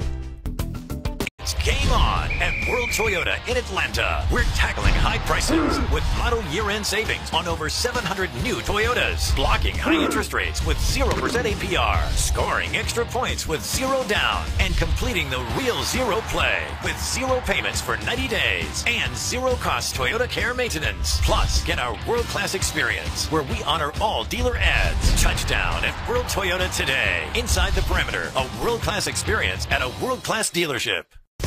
It's Landmark ATL's kickoff sales event. Score big with Jeep Celebration Event rebates and discounts only the most powerful Jeep dealer can do on Wrangler, Ram, Challenger, and Pacifica. Recover trade dollars the competition won't give. Plus, we'll tackle any credit problem you have so you can go home a winner. Huddle up at LandmarkATL.com for the kickoff sales event.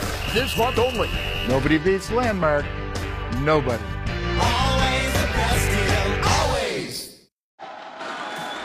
Welcome back, ladies and gentlemen, to the Injustice 2 Pro Series presented by PlayStation. We just witnessed another swift victory of Echo Fox Sonic Fox defeating Nobles Samij. But the action continues as we're getting ready for our next matchup, and it's going to be a doozy. It's going to be Noble Samij versus Panda Global Hayate. And we have our analysts standing by, Katana Prime and Darth Arma. Gentlemen, take it away. One final game, one set to determine who will earn a date with the Fox in the grand final to play for their share of the $200,000 prize pool, looking for $120,000 for first place. It'll be Hayate representing Panda Global going up against Noble Samij. Miguel? I mean, this is where the pressure really hits you. This is the lower bracket. Both of these players have already lost their first tournament life, so now whoever loses this is out. They're going to take third place, and whoever wins gets to just move on and try to take it away from Sonic Fox, but that is a tall order. As you check the records there, Hayate 4-1, Samij 3-1. Hayate sent to the lower bracket a bit earlier, so he knows exactly what it's like to play with everything on the line. Samij will be coming fresh off of that loss we just witnessed to Sonic Fox as we head towards the stage, back to the casters for the player intros. Now, both these players have one thing in common. They were both sent to losers by Sonic Fox, and they both want this run back. And I think having the run back, it's going to be the ultimate run back to end all run backs when it's going to be that grand finals playing for the sheer amount of cash these guys have already. But here comes Smeej once more. If he gets into grand finals, it's going to be minimum $40,000, even if you don't win the tournament. But that Catwoman did so much work today and is continuing to put in that work.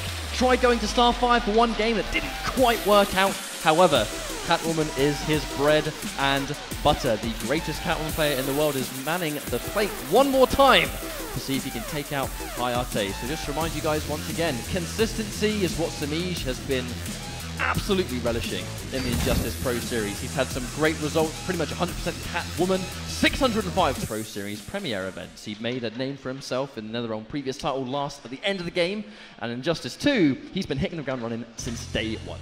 Hayate now going to be on his way to the stage for what could be the final time the best Robin player on planet Earth. He says it himself, I am a god, and he is here to prove that today. He wants that rematch against Sonic Fox in Grand Finals. Sonic Fox sent him to the lower bracket. You know he wants that rematch, you know he's hungry for it, but let's make no mistake, these are your three best Injustice 2 players here right now. This is the finals. They spent months qualifying. Thousands of players across the world all tried to get to the point these gentlemen are now staying, and there are three left, Hayate being one of them. 311 total points, a great position at EVO 2017 and a bunch for a Premier as well. Really brought himself in with this Robin play. He has been a loyalist to the character through and through, which has made him a crowd favorite as well as just being a stellar player. So while we get this match underway, we're going to throw you guys back over to KP and Darth Armor to break down the match that you are about to see.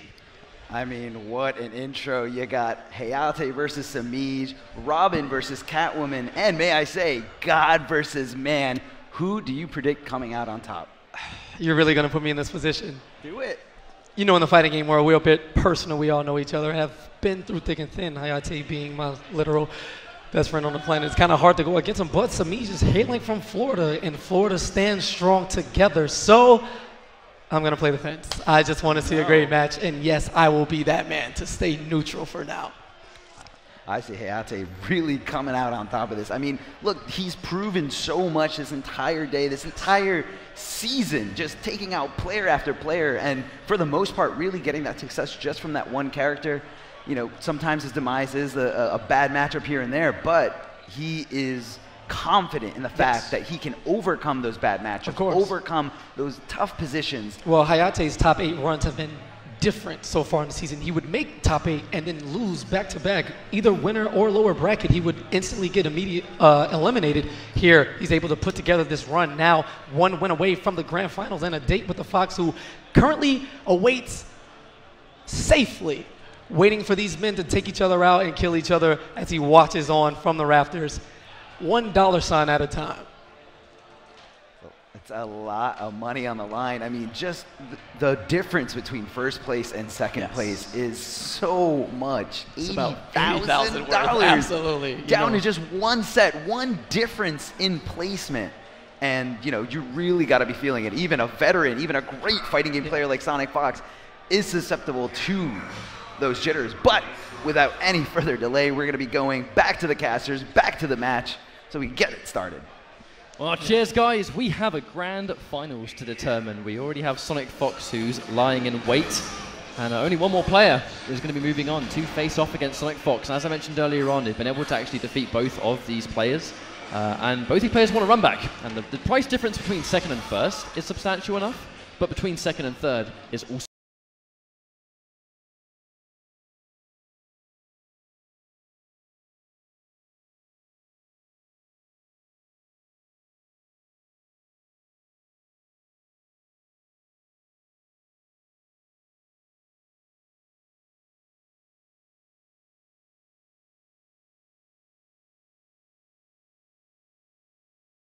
couple of men on.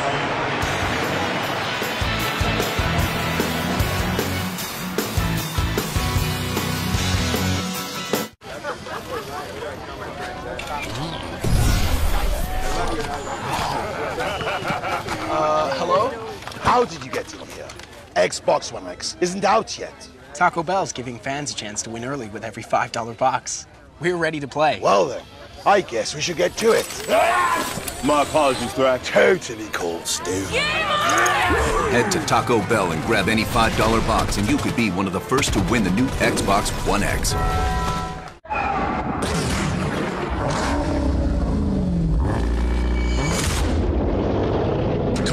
protection for top engine performance. Pennzoil Synthetics. Make the switch. In 12 feet, come to a complete stop. Recalculating.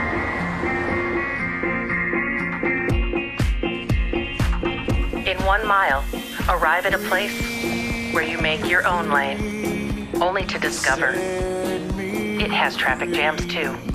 Your all-new Compass. Well-qualified current lessees of competitive vehicles can lease the all-new 2017 Jeep Compass Latitude 4x2 for $176 a month.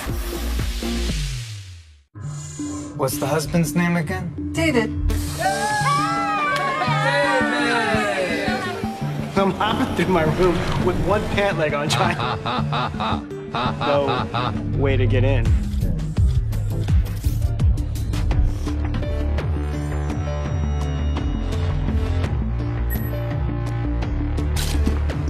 Please, humans first. Behold the future. I'll come back. The Veil Intelligent Toilet by Kohler.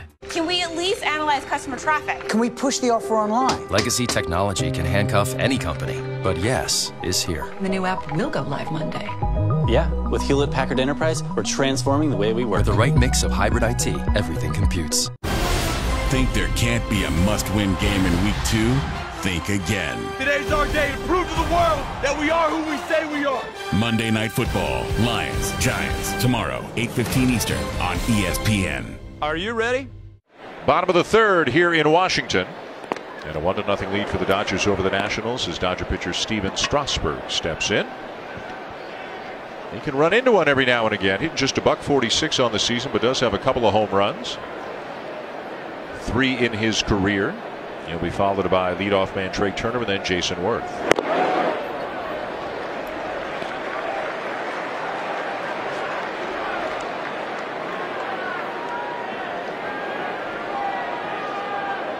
Two teams headed to October. They likely know their position, their seeding right now, but the Dodgers a full 7 games ahead of the Nationals. And the Nationals won the first 2, it would be only 3, then it might be a whole different story. But with the Dodgers winning the first 2 and now 7 games up, the Dodgers almost assured of being the top seed in the National League, and the Nationals basically locked in to being the 2 seed and playing the NL Central Division champion, which is looking more and more like it could be the Cubs. The Cubs beat St. Louis again today. They swept that series.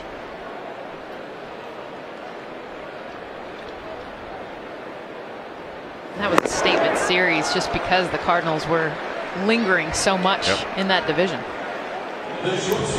Well, speaking of games coming up that will be meaningful this week, we got a lot of it for you.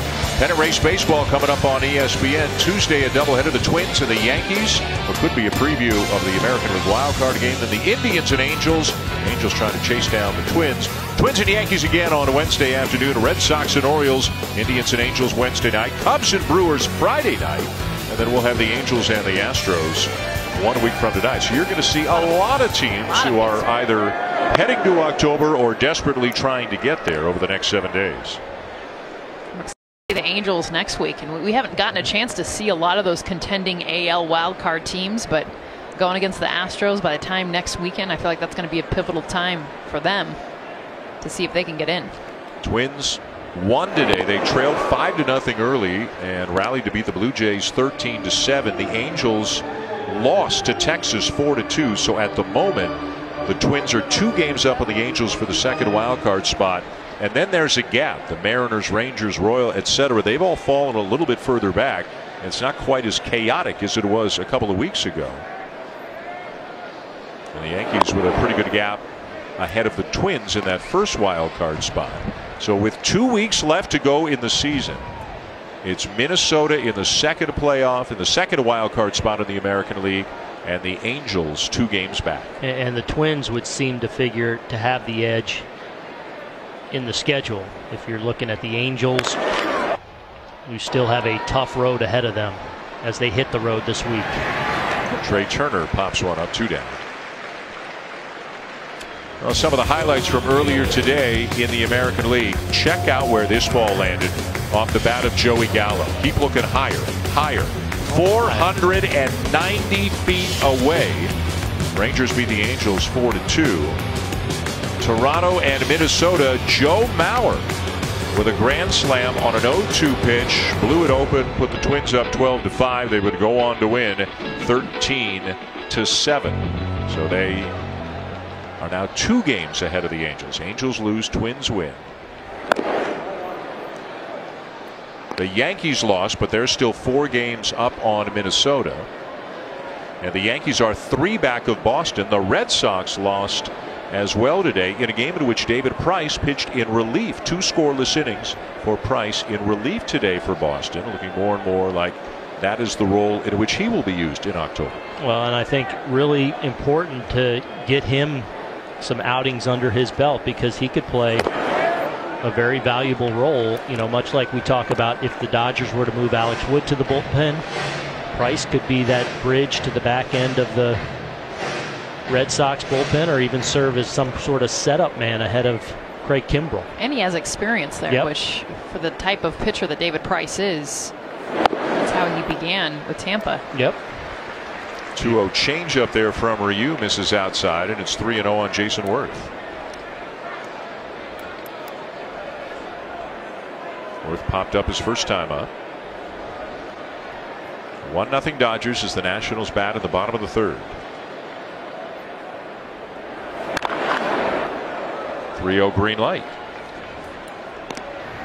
Love it. And as we talked about with Jason Worth, this is a guy that Dusty Baker and the Nats, you know, these last couple of weeks here are critical for him to kind of play his way back into shape, to find that swing, to find that groove, because the Nationals know very well when he gets it locked in, he's that combination of patience and power. Nice play down at 3rd. Justin Turner back to his feet to get him. Good plays by both third basemen early in this game. Rendon top half, Turner bottom half. That'll end the inning. When we come back, Dave Roberts visits with Buster Olney.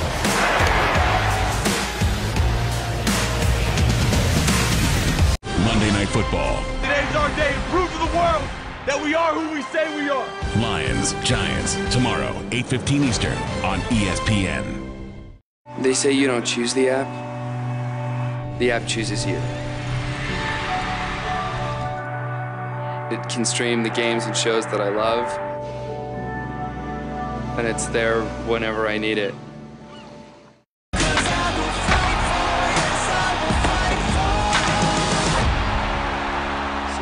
Dodgers, Nationals, tonight at 8 on ESPN.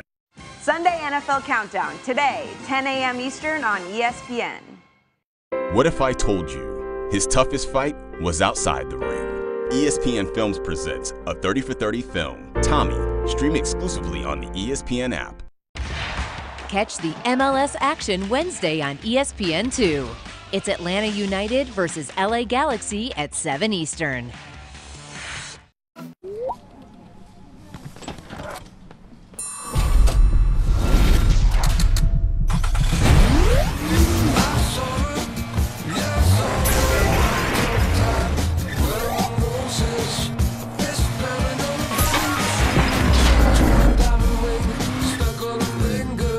Yeah, right. Wow. Level up in the brand new Nissan Rogue Sport. Take on today. I'm Val, the Orange Money Retirement Squirrel from Voya. I represent the money you save for the future. Who's he? He's the green money you can spend now. What's up? Gonna pay some bills, maybe buy a new tennis racket. He's got a killer backhand. When it's time to get organized for retirement, it's time to get Voya. Sunday Night Baseball on ESPN is presented by Taco Bell. Dodgers with a 1-0 lead in the Nationals moments ago. Dodger manager Dave Roberts with Buster Olney. You guys might face Steven Strasburg in October. How useful is the information that you could glean tonight? It's very useful. You know, I think that advantage goes to hitter. The more familiarity, the more at-bats you get against him. But he's one of the elite pitchers in the game. So for us to get that 2-out hit from Forsythe, and Hyun-Jin right now is matching him pitch for pitch. Teams don't run on Strasburg that much. 7 steals and 14 attempts coming into tonight. You guys steal 2 bases. What's that based on? Well, I think that, you know, sometimes he likes a slide step. Most of the time he does, but sometimes he gets big. And a guy like that, it's hard to put a bunch of hits together. So if we can have a chance to take a base by way of stealing a base, then I think we'll do that. Dave, thanks. All right, You know, it's funny. Both of these managers understand the big picture, where their teams are right now, what's forward, what they need to work out between now and the playoffs. But Dusty Baker said it about 3 times to us, and you can tell in the comments of Dave Roberts right there. They both want to win. Yep. And just the competitive juices start flowing when you get into the ball game. Now come the final few days of the season, maybe that tapers off a little bit. Look out as that bat goes flying. Granderson loses it, and it winds up on the steps leading into the Nationals dugout. That's Bat Boy trying to decide what to do. Does he take it across the field, or does he just stash it down to the Washington dugout for now? And he got the business end of it too. It looks like on that left arm, the way he was looking at it. Well, we saw everything from Strasburg. The fastball, the curveball in there. He finishes them with the changeup. Granderson way out in front, and look out below. Look out. Oh.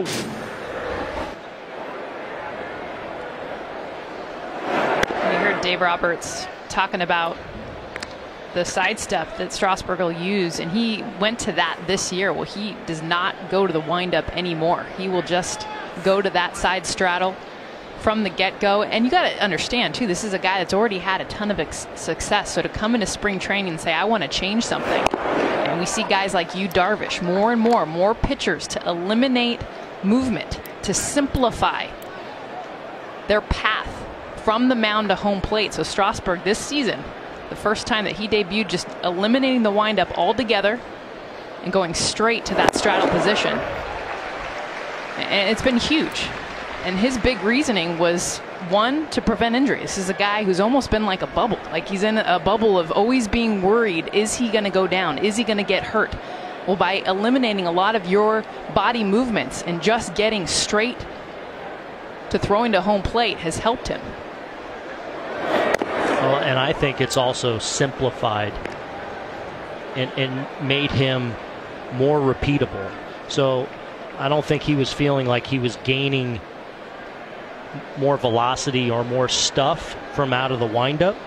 So he feels like going from there, I can repeat this more often, and that's only going to help your command. Well, watch the difference when you see where he was at with the windup. So this is him last season on the left. So this is him in the windup on the right in the stretch. Now you get into his motion. Okay, so now he's starting to move. Watch his head and watch his glove. Okay, so his head is going to move, his glove is going to move. These are all step-by-step processes to get where? Right to where he's beginning with the stretch now. So all of that added movement, that extra getting to that position, moving his head, moving his arm, moving his lower half, has now been eliminated, which, like you mentioned, Booney, makes him that much more consistent to home plate. And it allows his direction to stay the same. I mean, think about it. If you're squared and go into that entire windup, there is always a chance of your balance throwing you off, taking you away from that direction, that line to home plate. Now, he's there. Side straddle, one movement, and he's direct to home. And without a loss in velocity, which is something I think that, maybe back in the day, a lot of pitchers thought if they pitched from the stretch, they would lose a couple of miles an hour on the fastball. Now with radar guns everywhere and all the technology, it's easy to figure out whether that's true or not, and he hasn't lost any velocity. From the stretch, he just picks up his leg, and you see that direction, that line. Very simple, repeatable, and just as effective. And I think you're going to see more pitchers go to this. This is an evolution, and something that Dusty was even, kind of questioning. Why? Why would you do that? Because old school would say no, but new school, there's guys doing it. Well, Dusty's both old school and new school. I mean, he's clearly old school, but he's got a way of relating to the players of today that gives him a little new school as well. Well, we're seeing more and more, not just guys going to the stretch, as you talked about with Strasburg and Yu Darvish using it all the time, but guys like David Price, a more abbreviated windup. Sonny Gray. In with a fastball for a strike. Runner at first, 1 out, 1-0. The Dodgers lead. Strasburg's 35-inning scoreless streak ended tonight with a run in the second inning for the Dodgers. And the man who drove in the run is at the plate right now. Logan Forsythe, credited with an RBI double. And a ball to deep center field to Michael Taylor. Raced back to the fence, but looked at the wall at the last second. And then the ball hit off the heel of his glove, dropped to the warning track. And that allowed Yasiel Puig to come in with a run. It would have been the third out of the inning had Taylor been able to make the catch.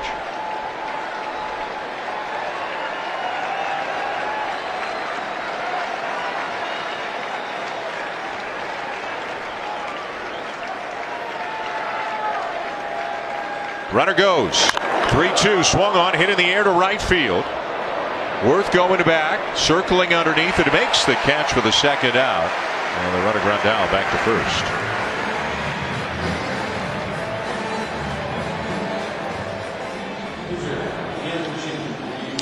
Another look at that play back in the second inning where Forsythe really put a charge in it. A great jump and route by Michael Taylor, but just that third glance at the wall made him a little late getting that glove up, and he kind of got a little alligator arm, little short arm, and didn't get to a comfortable position with that glove. It clanked off the heel, and the only run was able to come home in this game. There's a curveball in for a strike now to Hyun-Jin Ryu. The Dodger pitcher was struck out his first time up.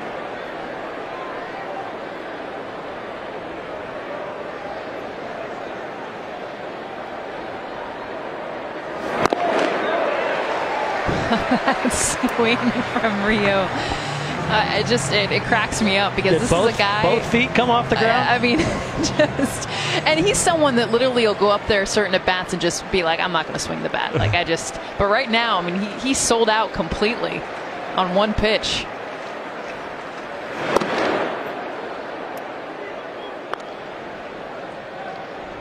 And I love it because it's a guy who doesn't have a lot of experience, obviously, hitting. He gets a little leg kick punches to his whole body.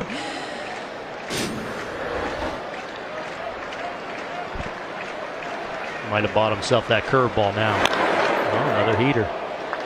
96, and he got a piece of it. Yeah, I mean, I know it looks a little funny and we're having some fun, but don't sleep on Ryu. He's a guy that's swung the bat pretty well over his career. A very good athlete. We saw him get off the mound and make a nice play to end an inning on a slow roller.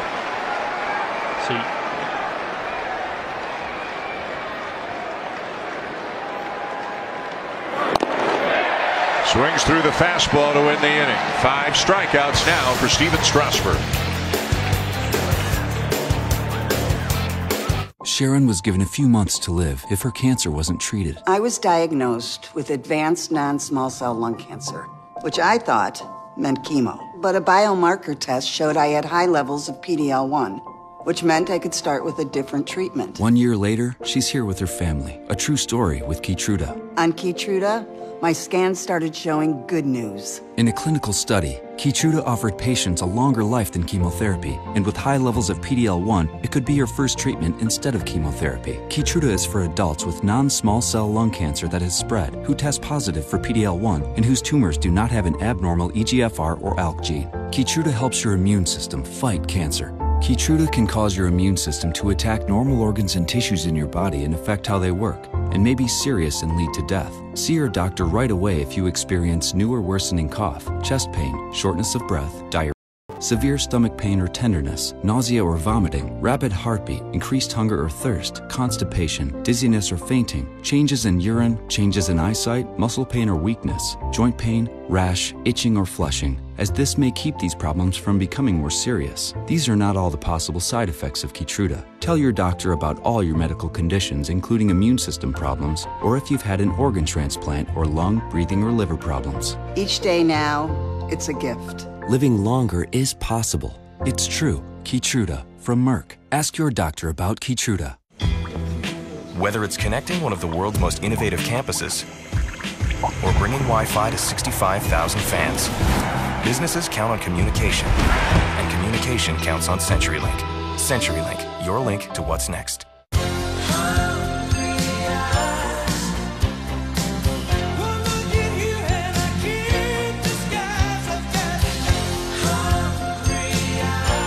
Applebee's 2 for $20. Now that's eating good in the neighborhood. You have a kid that's on top of the world, and then in 1 moment's time, I have tested positive for the HIV virus. People run from you. What if I told you his toughest fight was outside the ring?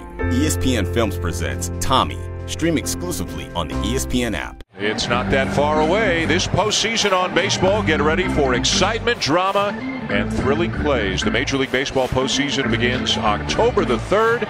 Go to MLB.com/postseason for a full schedule. We know both of these teams will be there. The Nationals have clinched their division. The Dodgers have yet to clinch their division, but they have clinched a playoff spot. Arizona lost today, so it's a 10-game lead with 14 games to go for the Dodgers. Just 12 for the Diamondbacks. The Dodgers' magic number to win the National League West is 4. If the playoffs were to begin today in the National League, it would be the Diamondbacks and the Rockies in the wild card game, with the winner taking on the Dodgers in the division series. The Rockies are 2.5 ahead of Milwaukee for the second wild card spot in the National League. Anthony Rendon leads off the fourth, hit a fly ball to left field his first time up. He'll be followed by Daniel Murphy and Ryan Zimmerman, the heart of the Nationals lineup.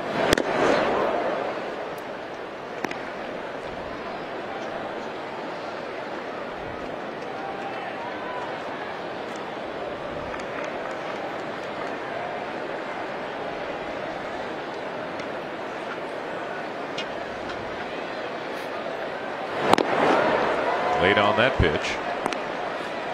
Attacking him high in the zone. Fastball up and out of the zone. There, more of a cut fastball at the top of the zone, though. Knowing that he's done a very good job tonight of establishing that changeup to these right-handed hitters. But throwing his changeup in counts when you least expect it. And both Strasburg and him, I think, do an excellent job of being behind in the count and having command and confidence in that changeup. And Ryu's been able to show that tonight to a number of Nationals batters. 2-2 on Rendon, leading off the inning.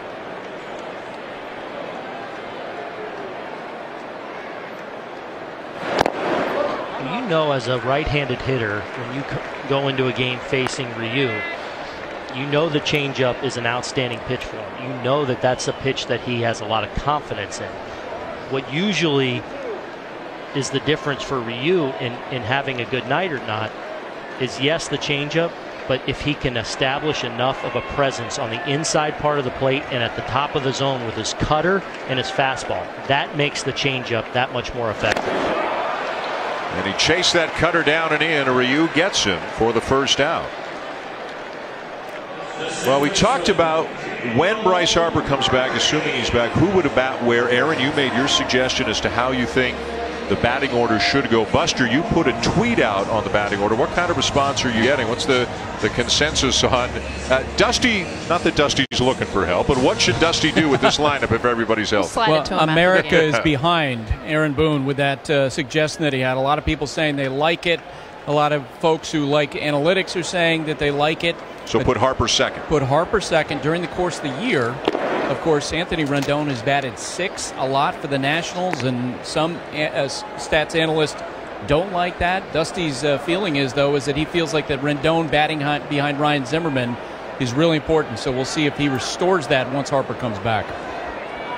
I think one thing we could probably say for sure is that if Harper comes back is that he and Murphy probably would not be one after the other. You'd want to split up the two lefties if you can, and with guys like Rendon and Zimmerman, Dusty Baker certainly has the option of doing that. So the idea that you had, Booney, is Turner, Harper, Rendon, and Murphy. Yep. And Zimmerman 5. Yep. I mean, honestly, you shuffle it up anyway. You take those 5 guys, and I get the righty-lefty, but the fact is this lineup with their first 5, and you can even get into 6 with Kendrick. It's a tough lineup.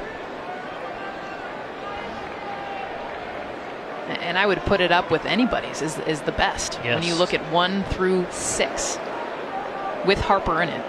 I mean, even without him. Well, and then I would take it a step further, Jess, and say, you know, when your 7-8 is Michael Taylor, who's had a really strong year and kind of established himself this year, and then Matt Wieters, who provides a little sock at the bottom in that 8 hole. It's a great lineup when everyone's healthy. Well, no matter how Dusty decides to deploy them. He's got some great hitters to pick from. You can see they've got 4 players with 20 or more homers and 80 or more RBIs. Cincinnati is the only other team that can make that claim.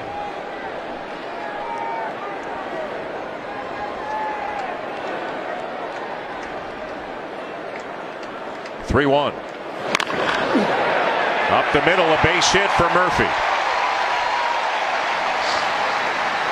And we talked about Murphy and just dealing with a little bit of that stiff neck and, a little bit slower in the second half. The at-bats he's had, the at-bat quality the last 2 days, robbed twice, yes, by Yasiel Puig, but he looks to me like he's starting to find that timing, getting that good groove, and starting to barrel up a lot of balls. And it's getting to be that time of year as Murphy started to develop that reputation as a dangerous hitter, especially come October. We talked about Strasburg eliminating movements to be able to be that consistent. That's Daniel Murphy. Yes. Is a hitter. He doesn't have the leg kick. He doesn't have, if you watch him, he is already down in his stance when he hits. And so simple. He literally just lifts his heel up, back down, and because that, like we said with Strasburg, it's a repeatable movement and consistency, and that's where Murphy is the best. Continuing a conversation with Cody Bellinger over there at first base. Ryan Zimmerman, the batter, and he takes the changeup outside, a ball and a strike. And you watch his simplicity. I mean, he's there. He's in the position he needs to be. There's no added movement. And watch his head literally just stay in the same spot. So what does that allow him to do? See the ball, any pitch, any time, and not have added movement that moves his head and gets the swing and miss. What I love about this too, all those things you said, but watch the lower half get commit. The lower half starts the swing. You see those hips pop while his bat is still back. That creates that whip, that kinetic link that ultimately produces power. And as he's been able to get the ball more and more in the air the last couple of years, a guy that's always been able to make solid contact has now added power to that solid contact.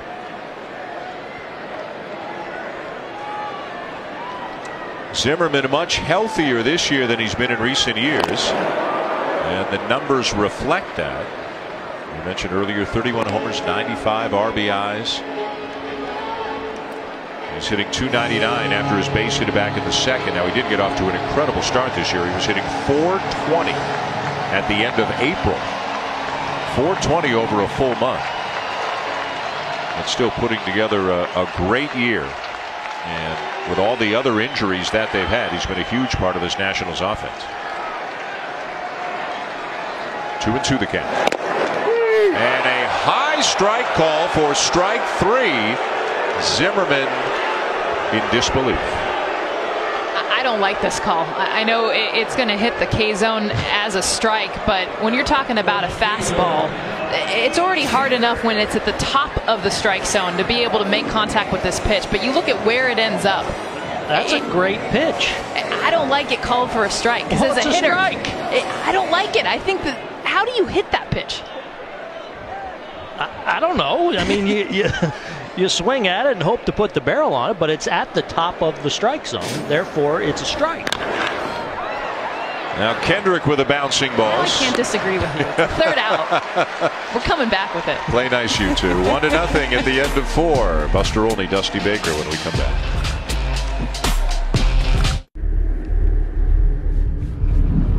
We are not here to observe, to sit idly by, or watch from the stands. We are here for one reason, to leave a mark.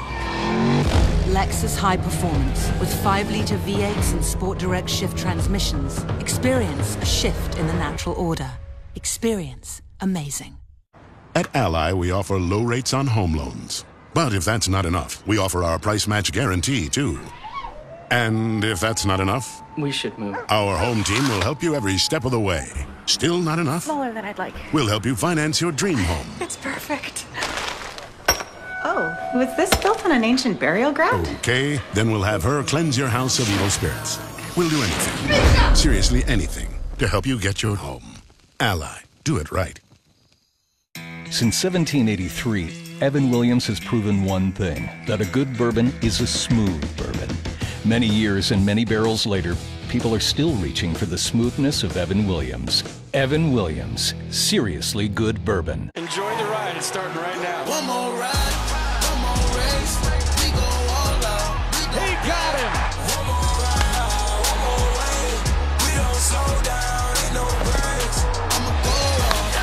How good was that? No matter what we face. This ball's crushed. Gotta go now, go now. I'ma go off, I'ma go off. I'ma go off, yeah, I gotta go now. We've got a 1-0 game. Dodgers leading the Nationals going to the top of the 5th. Between innings, Buster Olney and Dusty Baker.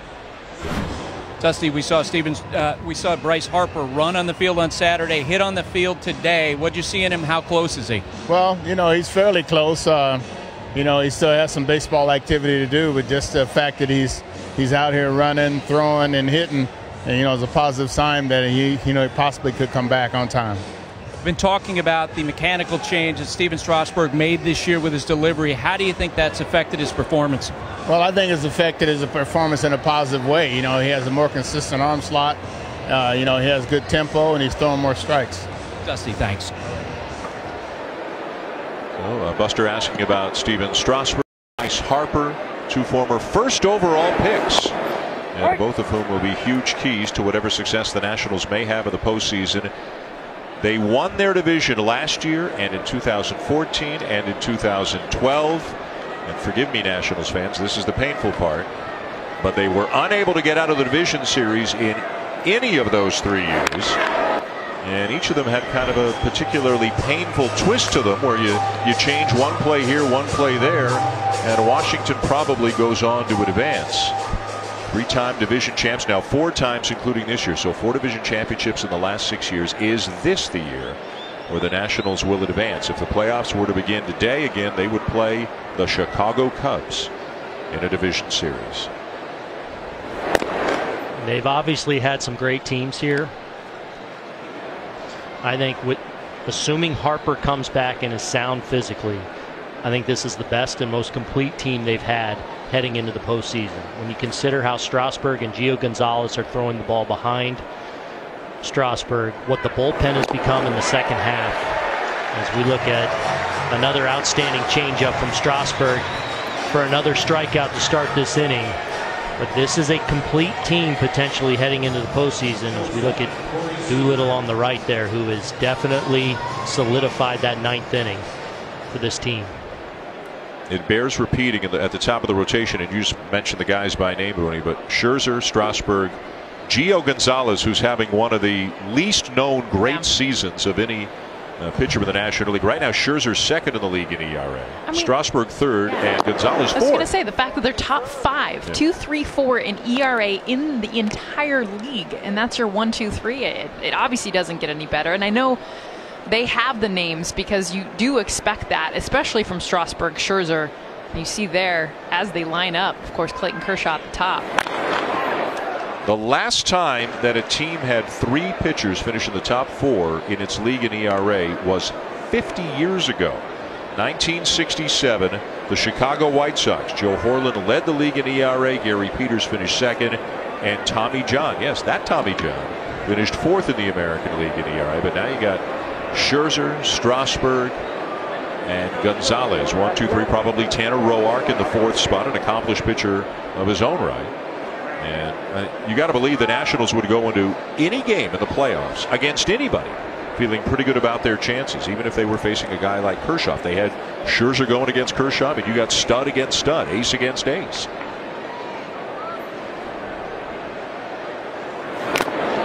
Good changeup. This pitch right here, I mean, there's, I think the difference between Strasburg and Gonzalez and Scherzer is he's got 3 pitches that are absolutely elite, and his changeup right here, it's 88 miles an hour. So out of the hand, this looks like a fastball, but look at that depth. And we throw around that word with pitches, but this is serious depth.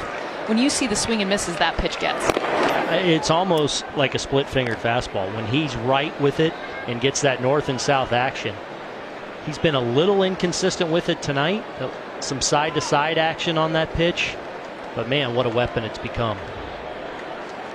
Well, and how many guys are throwing it? And he'll get it up to 90, sometimes 91. And then the curveball. 7 strikeouts tonight for Strasburg.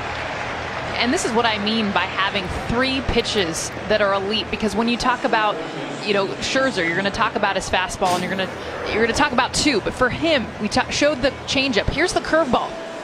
For this to get that kind of hump, it's in the strike zone. It is a strike, but then it falls. It has that, again, that depth, that hump, that ability just to be swing and miss stuff. Well, and that's why him moving more to the top of the zone with his fastball, because it's an outstanding fastball, mid-upper 90s at times, it makes that fastball play up when you have secondary stuff like he does. And his ability right there to throw the changeup to righties. I mean, we'll see Ryu on the flip side, throw it to righties from the left side, but you don't see a lot of pitchers throw a changeup inside the way that Strasburg does. And still throwing 95 with a fastball. Challenges Turner, but 0-2. Turner denied a walk and a base hit.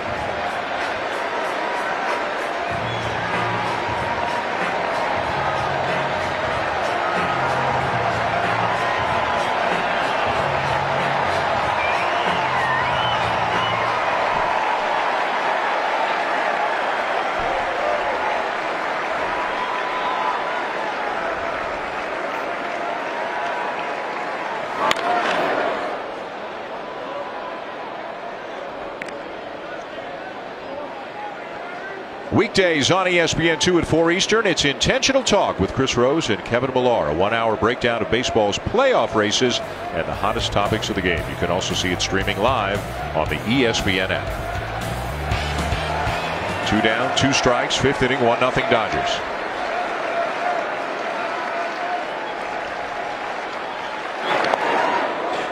Jess, you were talking about having 3 great pitches on Fangraphs, which does such a great job in breaking down the numbers in baseball.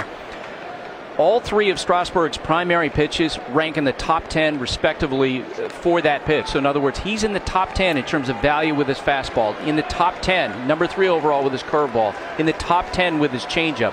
That's how complete a pitcher he is. I mean, that's kind of Kershaw stuff when you talk about a guy that's got 3 elite pitches. Pedro Martinez back in the day was that kind of guy. And there's a look at what he does throw. 52% fastball. He'll mix in some 2-seamers there, but mostly 4-seam fastball, curveball, changeup, and less sliders this year. He's gotten away from that slider. I think we've only seen him throw about 1 of those tonight that I can recall. Up the middle. Drop picked up again by Murphy, and he'll make the play to end the inning. 5 very good innings for Steven Strasburg tonight, but the Dodgers have a 1-0 lead.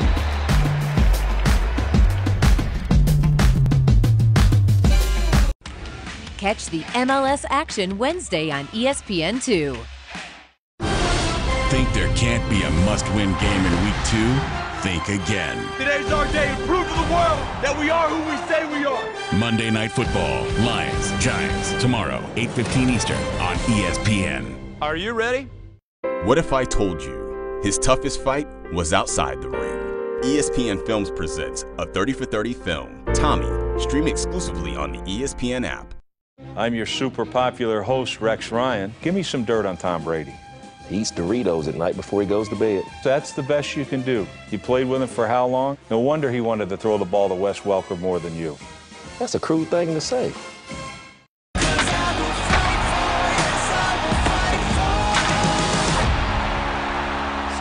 Dodgers Nationals, tonight at 8 on ESPN.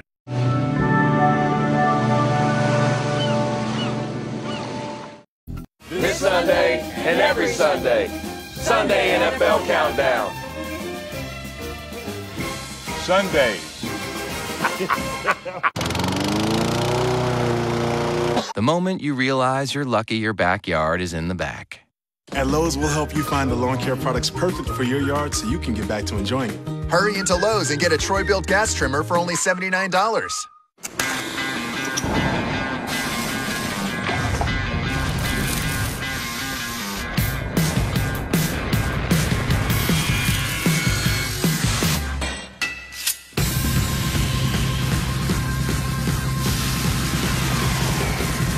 Capital One Venture Card. Unlimited double miles on every purchase, not just airline purchases. Now available in metal. What's in your wallet? Now you can have everything. And your family can too. One of America's safest crossovers, well equipped for under $24,000. Coming now and get $2,000 cash back or 0% APR for 72 months on the 2017 Outlander. Sunday Night Baseball on ESPN is presented by Taco Bell. At the bottom of the fifth here in Washington, Dan Shulman, Jessica Mendoza, Aaron Boone, Buster Olney. 1-0 Dodgers over the Nationals. Bottom third of the Washington lineup, beginning with center fielder Michael A. Taylor, who struck out his first time up.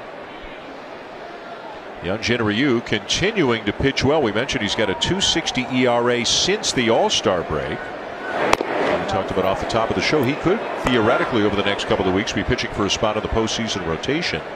I got so many options, but perhaps the fact that Alex Wood has pitched in the past out of the bullpen and has succeeded in that role might make the Dodgers think about moving him to the pen in the playoffs. As good a season as he's had, and that could help Ryu.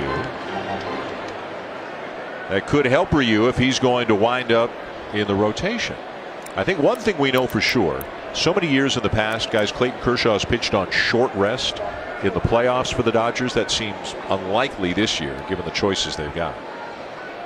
And I think all things being equal, the Dodgers would love to not have to force Kershaw into that kind of a situation. Well, and remember when they played the Nationals last season in the postseason, they were using,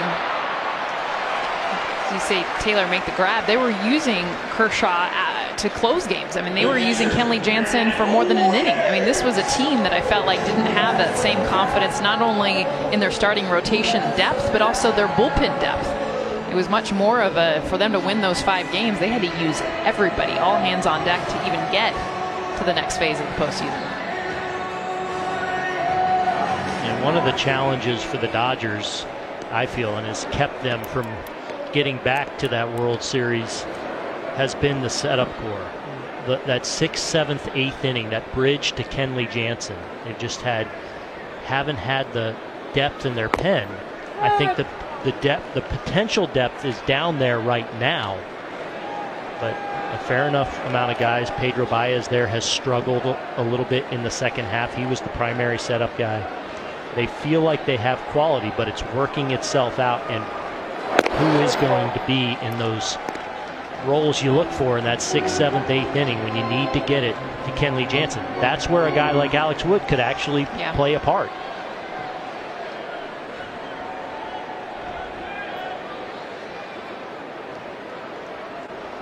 One to Matt Wieters, and the curveball misses just outside for ball 2.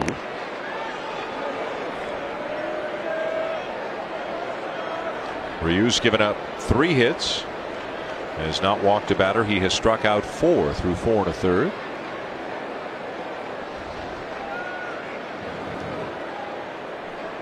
See, Dave Roberts thought that last pitch should have been called a strike as well. There's another good changeup right on the outside corner, fouled off. It's 2-2. He's been so good tonight at working that changeup to the bottom of the zone and having that presence up in the strike zone and on the inside part of the plate with both the 4-seam fastball and the cutter, and it's resulted in that line.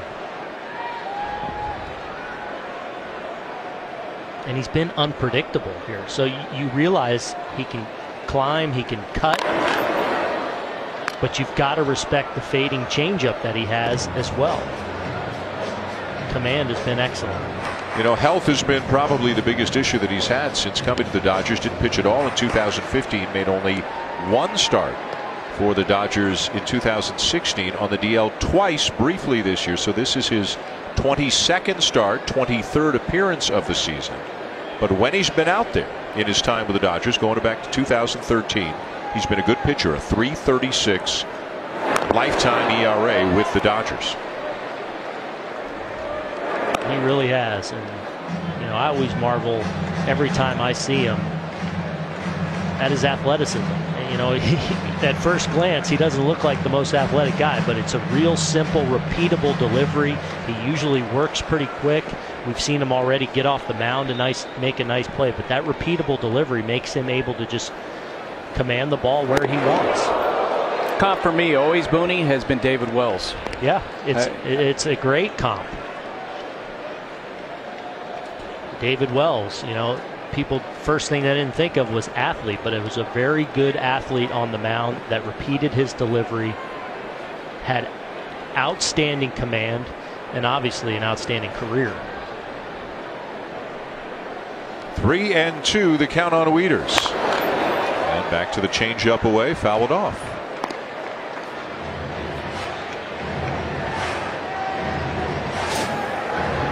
And here's a good look, just a simple, easy rock and repeatable delivery, and it's been all kinds of command tonight. A long battle here with the Wieters. 9th pitch of the at-bat. Here's the other factor, guys, when they talk about, you know, possibly Ryu in the rotation and Wood in the bullpen. How often is the number 4 starter coming to play in the postseason? At most 2-3 times. And on the other hand, to have someone as good as Alex Wood at a time when they are looking for left-handed help out of their bullpen, maybe that is where he has the most value. Right. A number 4 starter at most would figure to pitch once a series.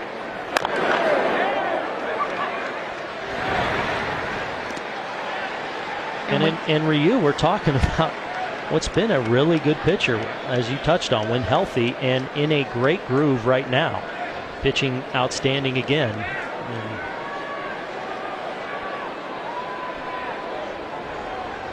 How about the 11th pitch now of this at-bat between Ryu and Wieters?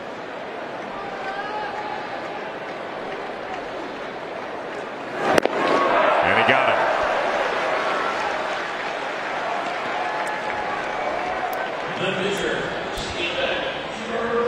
Play Ball is MLB's initiative to inspire all forms of baseball and softball participation, making opportunities available and fun for everyone. To learn more, go to playball.org.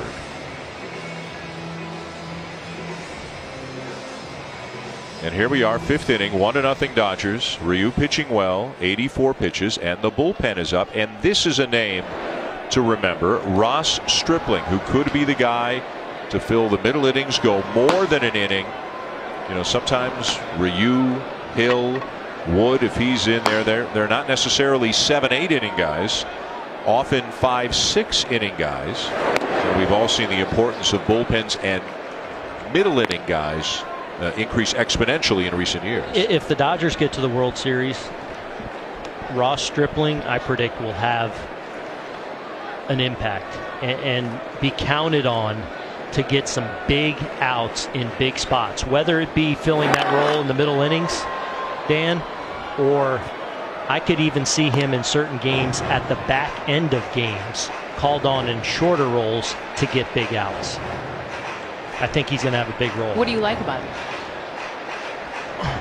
Pitchability. I think Dave Roberts really has gained a lot of trust in him. The ability to command 3 pitches. And I think he really likes the head on his shoulders, and I think he feels that he's really cut out between the ears. Yeah, the mentality to handle big situations. I feel like Dave Roberts gave us the impression that of all those things that you just mentioned, but out of the back, when you're talking back into the bullpen, high leverage, he said that Stripling's got one of the best mentalities of all the options that they've got. You know, the Yankees have a guy in Chad Green who can pitch in some different roles, middle innings, multiple innings. The Astros have a guy in Chris Davinsky who can pitch in different innings, give them multiple innings. Those guys are becoming really, really valuable for teams these days. And Stripling may be that guy for the Dodgers with the playoffs just a couple of weeks away. 2-2 to Strasburg. Comes in low. And this is where Ryu tends to get into trouble, is that put away pitch. And here you have the bottom of or you have the pitcher that's up to bat, and he's struggling to just command the pitches that he has had command up until now. But to be able to put away a hitter that you absolutely have the stuff and can overpower. And I give credit to Strasburg to kind of spoil some of these pitches, but Ryu will get to a lot more 3-2 counts as the game progresses. And when he does, when you're talking about why he is the 4th starter, questioning if he can be the guy in the postseason, this is the stuff right here. being able to put away a hitter and not walk him. 3-2. Strasburg having himself a pretty good at bat here.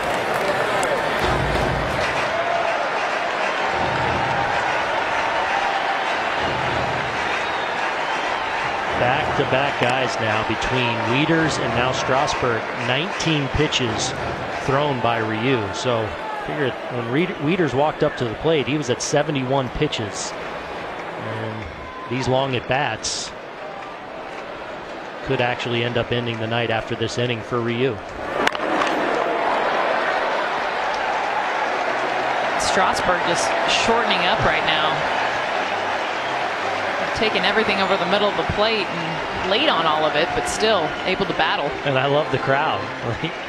Giving the fan a hand, but I think also sensing that, hey, one of their ace pitchers is up there in a 1-0 game here, really making Ryu work hard.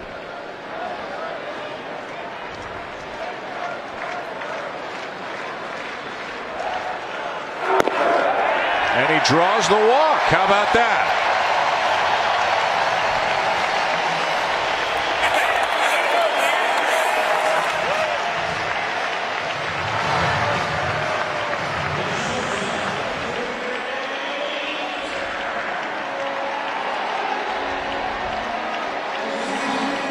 Well, let's take a look at this K-Zone package and look at the changeup that Ryu has had tonight.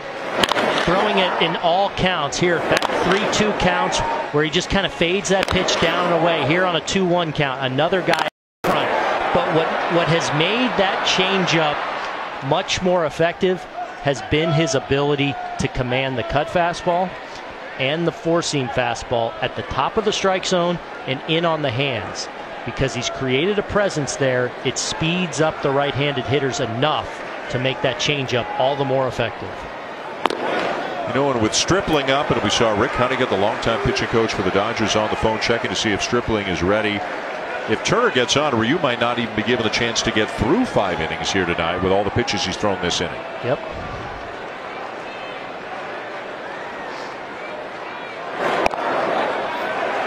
Close but no, 2-0.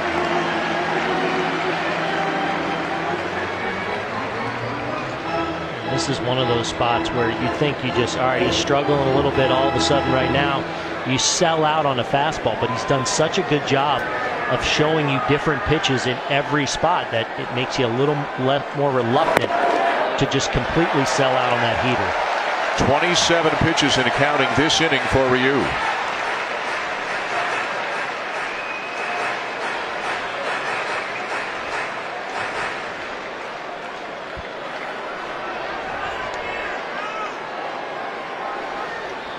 And again, this could be it for Ryu if he can't get Turner. I think this is it. Yep. Whether he gets him or not.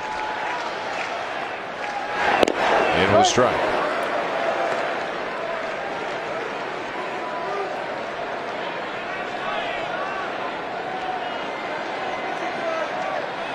A long fifth, bullpen up. It's not about the individual W at this point of the season. It's about Dave Roberts doing whatever he feels is best to prepare his team for the playoffs. 3-2, and when he's really needed to make a pitch, he's usually gone with the changeup tonight. And he did right there. But the reason these hitters are so far out in front is because they know they got to get it going to get to his fastball, because he's thrown it up and he's thrown it in. Walked him. Back-to-back 2-out walks, and here comes Dave Roberts, and that's it. He's already pointed to the bullpen. Ryu will not get through 5.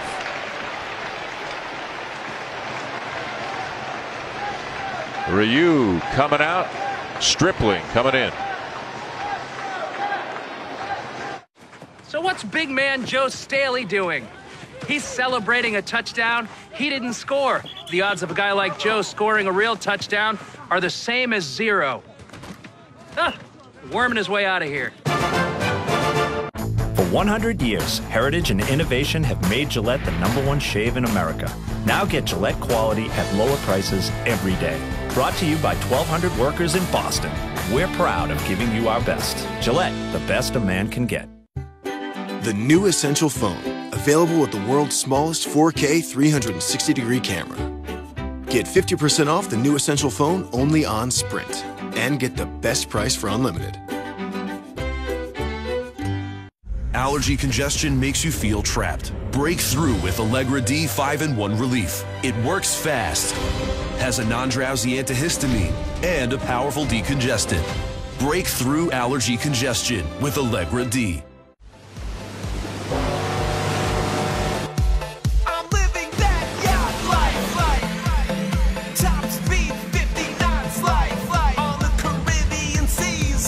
Champagne and models potpourri on my yacht made of Cuban mahogany.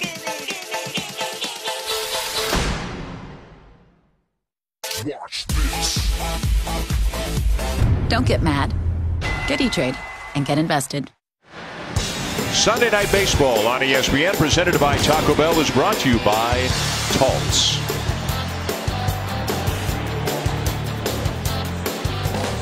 MLB.com at bat is your #1 mobile app for live baseball. Stay connected with a fully customizable experience. Get club-branded home screen icons and app features, as well as game day, live video highlights, radio broadcasts, StatsCast, news, and more. Download MLB.com at bat today. We have a pitching change for the Dodgers. 2 on, 2 out of the 5th. It's right-hander Ross Stripling. Well, here is Ross Stripling in the middle innings now. They'll probably look to get some length out of him tonight. On for the 45th time. You see 69 innings of work. So this is a guy capable of giving you multiple outs here. Outstanding strikeout to walk ratio. A starter's mix, 4 pitches, fastball, low to mid 90s, slider, curveball, and change. One thing he does very well, he's capable of coming in right away, commanding all those pitches on in a big spot here. So Ryu does not get through 5. Walked the last 2 hitters he faced in the 5th. And with 2 on, 2 out is Jason Worth, 0 for 2 on a pop-up and a ground out.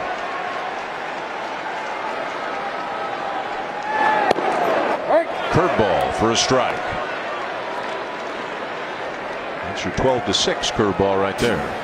You can come in spinning something right out of the chute from the bullpen. That's just not a pitch you're going to see a guy go off for. If you can flip that in for buy yourself a strike, now it allows you to work ahead with all your pitches. Fastball 0-2.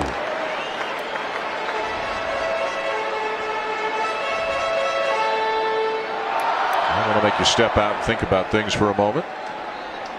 Curveball for strike 1, 93-mile-an-hour fastball for strike 2. What do you think, guys? I think another heater up.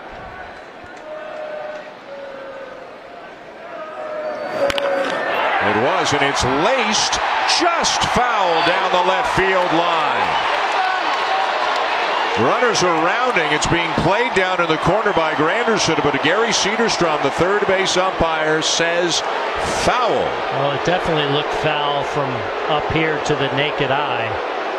It's a great job by Worth, who I think was guessing along with me and just kind of sold out on fastball at the top of the zone. Stripling executed, but he gets the barrel to it, and so close down that line. It is reviewable.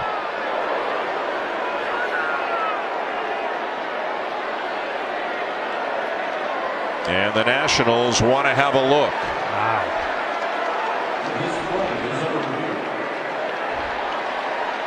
Tough to tell with that angle. Yeah, it's tough to tell there. I mean, all you can tell there is that it is really close. Some chalk pop up there. Ooh, I think some chalk moves, huh?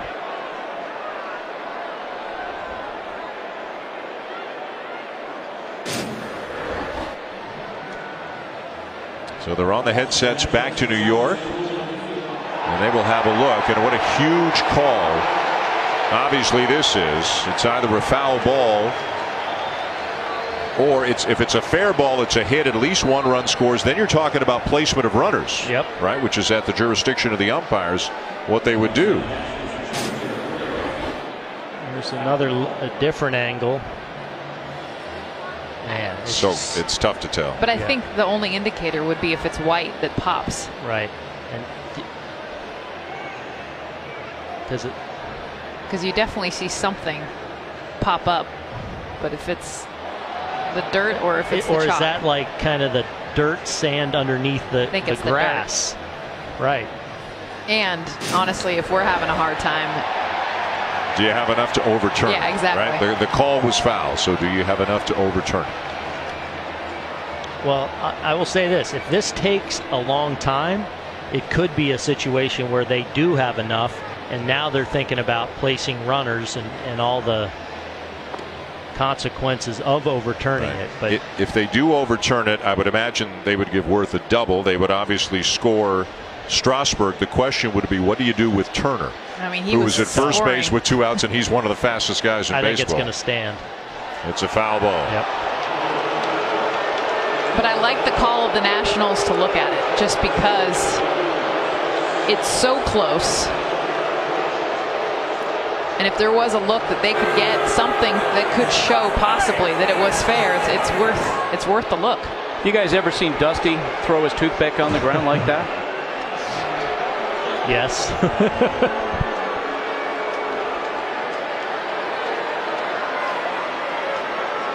An unhappy crowd here in Washington right now.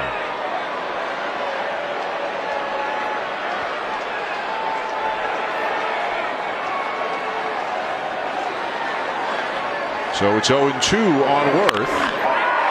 And he drives one to center field, pretty well hit. Taylor will make the catch shy of the track, and that'll end the inning.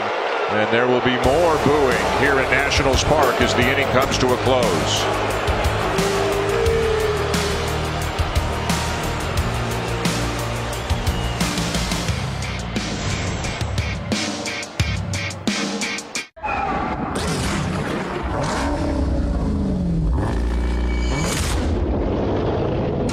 Protection for top engine performance. Pennzoil Synthetics. Make the switch. When you're close to the people you love, does psoriasis ever get in the way of a touching moment?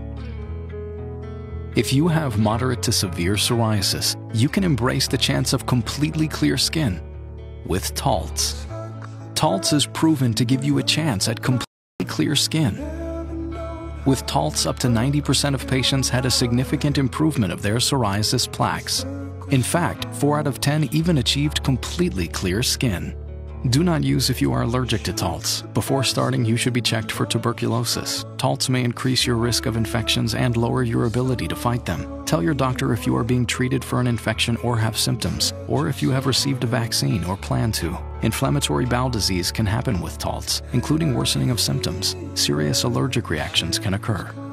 Now's your chance at completely clear skin. Just ask your doctor about Taltz.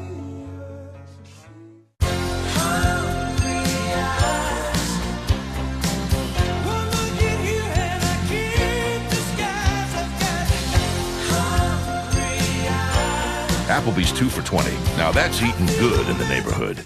One of the other playoff races ongoing in the National League Central. It was a big weekend for the defending World Series champion Chicago Cubs. Friday, 8-2, they beat the Cardinals. Big day for Chris Bryant. Albert Almora Jr., 3 hits, 2 RBIs. Saturday, as they win 4-1. Then they swept the Cardinals with a 4-3 win today. Jason Hayward with 3 hits and a run driven in. So the Cubs have now won 6 in a row.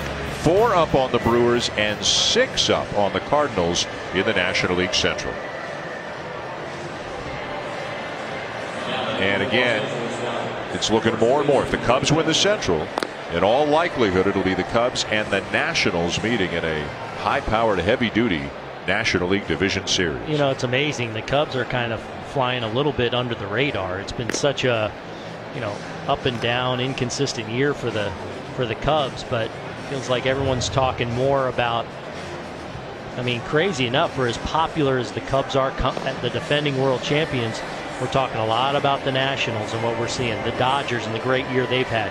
Even the National League West teams that we feel like could pose a problem for the Dodgers. The Cubs remarkably kind of flying under the radar a little bit. Which is unusual. And peaking at the right time. But part of it too, Booney, is that they have never grabbed this division and taken it, and that's what the Nationals have done. That's what the Dodgers have done. I mean, they've gone on these runs where it's like they are a darn good team. The Cubs have yet to really show that. They've shown peaks and valleys of it, but not just, hey, this is our division and we got it.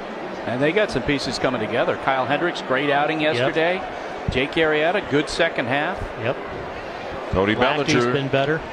Sorry, Aaron. Cody Bellinger leads off the 6th for the Dodgers. And trying to bunt his way aboard. Only Anthony Rendon on the left side of the diamond, and Bellinger trying to push one up the third baseline. He had a good one the other night. Just read it perfectly, was able to lay it down, and just situational. And when I liked when he did it was actually against the Giants when they were coming off this huge losing streak. And for a guy like Bellinger, I know you never want to see the power guys bunt, but I think situationally, leading off an inning, a base that's given to you, I like that he looks at it. I agree. That's the one time. Leading off an inning there, if it's given to you, that is the time to try it. 1-1 on Bellinger. Tonight is grounded out and struck out. Hit home run number 38 yesterday. Change up, just missed outside. We've talked about Ryu, but Strasburg here now behind in the count. Bellinger can't really sell out one way or the other. He knows the changeup's been a real factor in these kind of counts, but he also knows 95 up and above the belt. Skies it, pops it up on the infield. Rendon right on the edge of the mound. Dan, we've talked about the variety of pitches that Steven Strasburg will show us, and that fastball up in the zone almost explodes at the top, gaining speed, it almost seems like, and then off of that pitch he'll throw his curveball. It explodes similarly, but now downward. You see that hump that it gets, and then his changeup. I love how he's throwing it inside to right-handers. He'll throw it away to lefties, and you're going to see that almost wiffle ball-like action. But again, 3 pitches that are elite, and that is what has allowed Steven Strasburg to have not only the career but the season right now that he's having.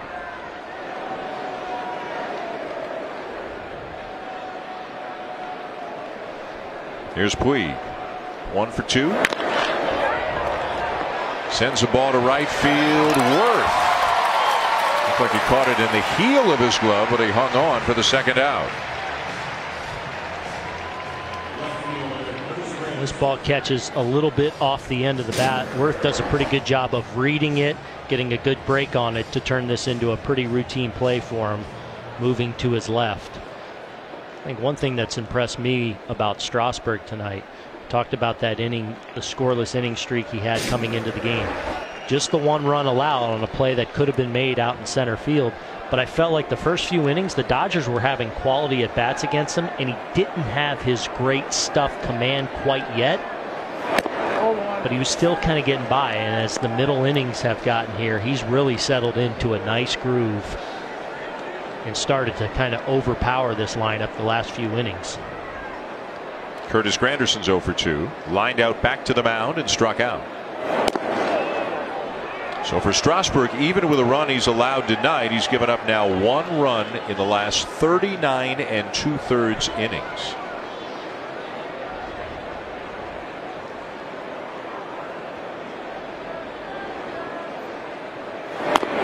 And in his last 6 starts, including tonight, he's walked 5 and struck out 48. And this now is spot 3-0, 2 outs. This is where you want to turn a guy loose. A guy with Granderson's power, this might be that one predictable count where you get a heater, turn him loose. They do, but he fouls it off. So who will be the left fielder for the Dodgers when the playoffs begin? Will it be Granderson? Andre Ethier is back into getting some playing time. Jock Peterson was sent down to the minors. He's been recalled in September. He's made a start in left field. Even the possibility may be remote that Cody Bellinger, who can play the outfield as well, maybe he goes out to left. If Adrian Gonzalez is a factor, and we haven't mentioned the name Adrian Gonzalez yet tonight, but been such a big part of the Dodgers for a number of years. Serious back issues, missed a couple of months. Even since he's come back, he had an epidural injection last week, missed a few days again. Pinch hitting every now and again, but backs are tricky right now. Can the Dodgers count on Adrian Gonzalez to be a part of things going into the playoffs? Well, I think it's tricky with his back because I don't think you're going to be able to see them utilize him on defense. And that changes when you're talking about that left field mix. Because if Gonzalez plays defense, Cody Bellinger does go to left, and that solves the left field question. But because of his back, I think you're going to see Adrian Gonzalez be a guy that they utilize more off of the bench in a pinch hitting situation. Well, and when you're talking about deciding between or carrying both Ethier or Adrian Gonzalez, those are two guys that you're not sold on or sure about physically, and that makes it a difficult decision as well. It's amazing all the decisions the Dodgers have still to make. Well, and giving them the at-bats to give them the chance to prove themselves. How often can you get Ethier and Gonzalez in there to be able to say, all right, you guys go at it. Show me. Prove to me you deserve to be on this team for the playoffs. Yasmani Grandal, 0 for 1 with a walk.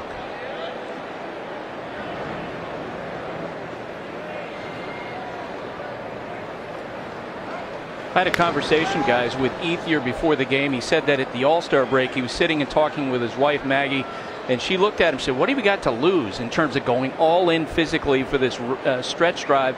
He's 36 years old. He knows he's nearing the end of his career. He says he's just going for it. He feels great. He feels like he can contribute. He's going to just try to have fun. Be a lot of big decisions coming for the Dodgers. Tough decisions actually means you get a lot of options, which is a good thing. Breaking ball in for a strike.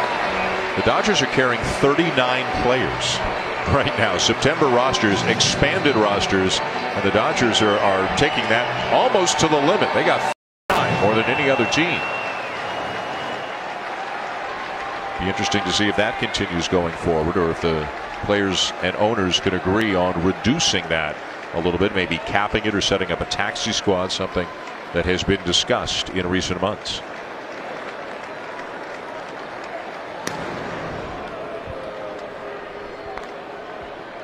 Granderson pretty intense in his lead over there, and I think if you see Strasburg not slide step, it could be a spot where Granderson, with 2 strikes on Grandal, looks to run again for the Dodgers.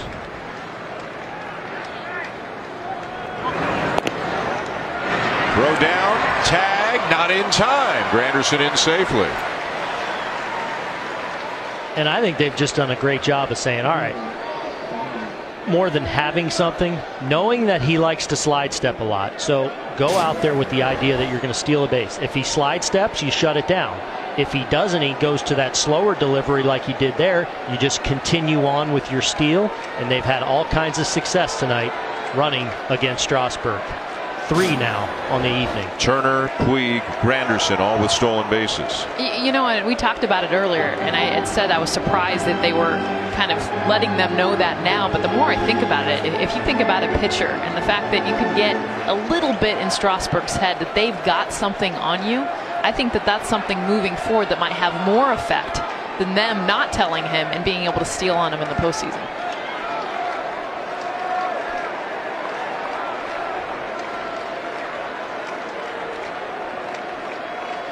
The 1-2, and Grandal lays off the high fastball.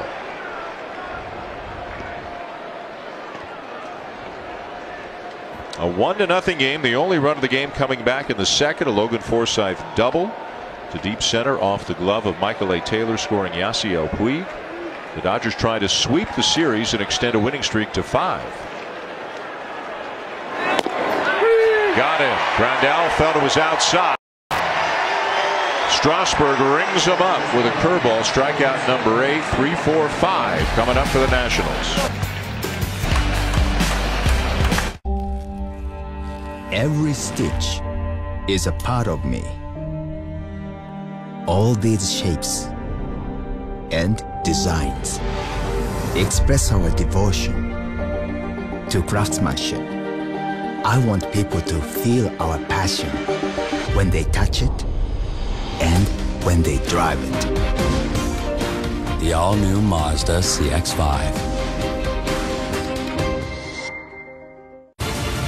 Have you never met a man before? What about your father? I had no father. I was brought to life by Zeus. Well, that's neat.